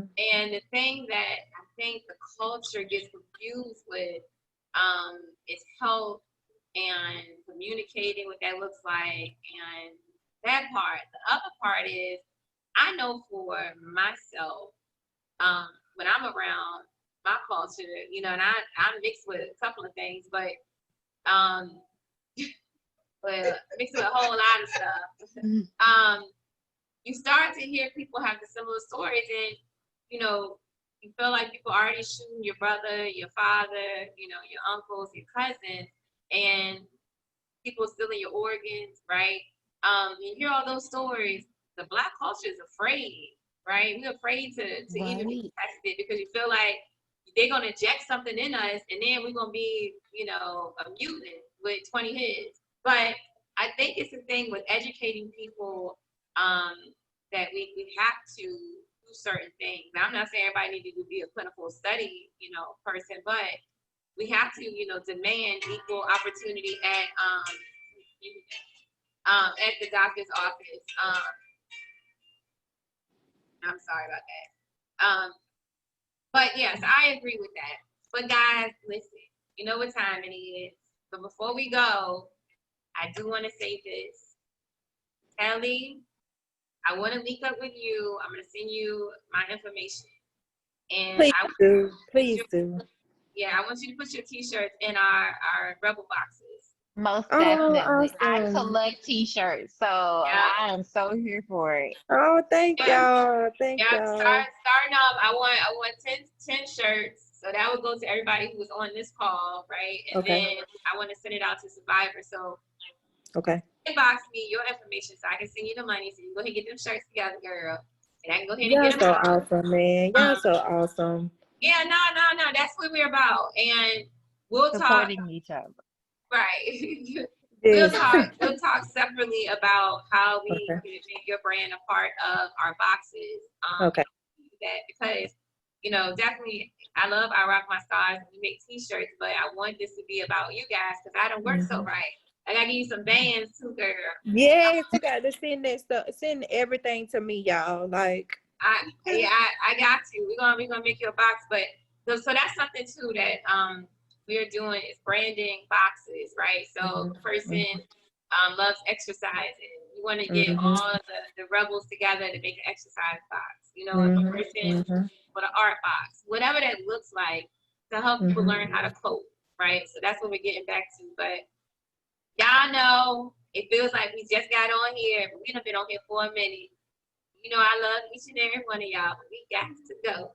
So before I go, I always end with my little saying, know that you're the best, you're better than the rest, and nothing less, because you were made by God. I love you, ladies. Know that. I love y'all. Y'all just, child, my head so big, I ain't even gonna be able to get in my car in the morning, y'all. Cause you freaking rock, boo boo. You are amazing, balls, and we love you. And I love all of y'all. I'm so happy to see y'all faces again. I miss y'all. Thank you for coming. You're welcome anytime you want to come by, drop in, say hello, you know, vent, whatever you want. You are more than welcome. It's the same number every time. If not, inbox me, text me, and be like, girl, it ain't working. Y'all, I'm probably gonna have a different wig, y'all, because I'm telling everybody, if you buy a wig, and Kelsey, you too, boo, if you want to buy you a wig from Love Me Hair, don't do it, because this wig is, girl, this wig just is stiff as it want to be. That conversation today. We're not gonna do it. Don't do it. Don't get me started. Listen, that's important because, Kelly, and let me say this, because a lot of people try to wholesale them wigs, and I tell anybody, buy a wig first, try it, and then wholesale it. Because if you buy it and you like, oh no, this don't even feel, this feel like, I don't know, some hay. Girl, that ain't gonna cut it with your store. Kat, I'm finna say this and then I'm gonna be done. Okay. So I look, y'all, I pride on my hair and my makeup and my clothes, right? Because my grandma used to always say, don't walk around here looking a mess now, because you ain't gonna be able to get no man. So you know, I pride myself on you know, my appearance or whatever. Right. So I love hair, y'all, braids, you know, all that. Got a head full of hair, but I just don't want to do my hair, right? So I've been seeing Love Me Hair advertised. So I'm like, okay, let me, you know, all up and down Instagram. Try them out, girl, all up and down Instagram. So I put a post up under that. I said, terrible hair, would not be buying it again. Now they going through a full email conversation with me about, well, what are you doing to the hair? Well, what are you doing? Honey, I'm a hair guru. I know what to. Right, it ain't nothing you can do with it. It ain't nothing you can tell them. You can take it back, though, get my refund. I want all my money back. Do you even the tax? For putting you through the hassle. She's saying even the tax. I want the tax and I want the shipping too. I want all my money back. All of it. All of it. And the headache of putting it on and wearing it. Suffering. Right. And y'all, and the headache of having to comb it in my head going with the brush. Oh, so yeah. It's okay. You can come back with different hair. It's all right. We don't care. Our hair sometimes is always different. So it's okay. I mean, my hair is gonna be different every time you see me. She ain't got no sense, y'all. No, that's why we love her. She okay. Now, well, I love you, y'all gonna see braids for the next couple of months, and then that hair gonna be different. I have a wig for every other feeling I'm feeling, child. Okay. You good? Well, I love y'all. Listen, love y'all too. See y'all next Wednesday. We're also on here on Saturday. Don't forget noon. If you want to drop in and see the international rebels, you know you're more than welcome to always just inbox me and I can see you, because it is a different number, I believe, for the international. But just so I love you guys, and I really appreciate you sharing your story. Love you. Being honest and having a sisterhood. I don't have any sisters, so bitches, y'all stuck with me. Yes. She like family, but she ain't like blood, but she like family. So I mean, she want to be my sister before y'all. Ain't that some shit? She said she been down since so many times. You not gonna put her on the back burner. No, that's crazy. Not gonna do her today or tomorrow. If y'all don't see me next week, come look for me, okay? I know what happened. I love you, ladies. Of course, inbox me if you need anything. Please send me your information so I can get these t-shirts, girls, so we can be wearing these on the next show. I got you, boo. Yeah. I got you, boo. I love y'all so much. Thank y'all for having me. I will be back, y'all. Okay. Like I never left, honey. So, but yes, all y'all send me y'all information. I'll tag everybody on the video. Yes. And send me y'all information, and we gonna keep this thing going, and we're gonna keep in contact with each other. So yes, look, I love y'all. I was about to say, I'm gonna let y'all know, but once Corona is over with, you know, once Corona is over with, we do an annual Rebels trip to Miami, right? So I'm telling you, it's on and popping. I mean, I'm ready. Like, we going to I've been ready. Y'all not leaving me this time. Listen, right? We do it all, so y'all get ready. I'm gonna pray Corona be over by next summer. That's all I got. Me too, girl. Me too. Y'all stay safe. Love you, ladies. Love you too. Bye, y'all.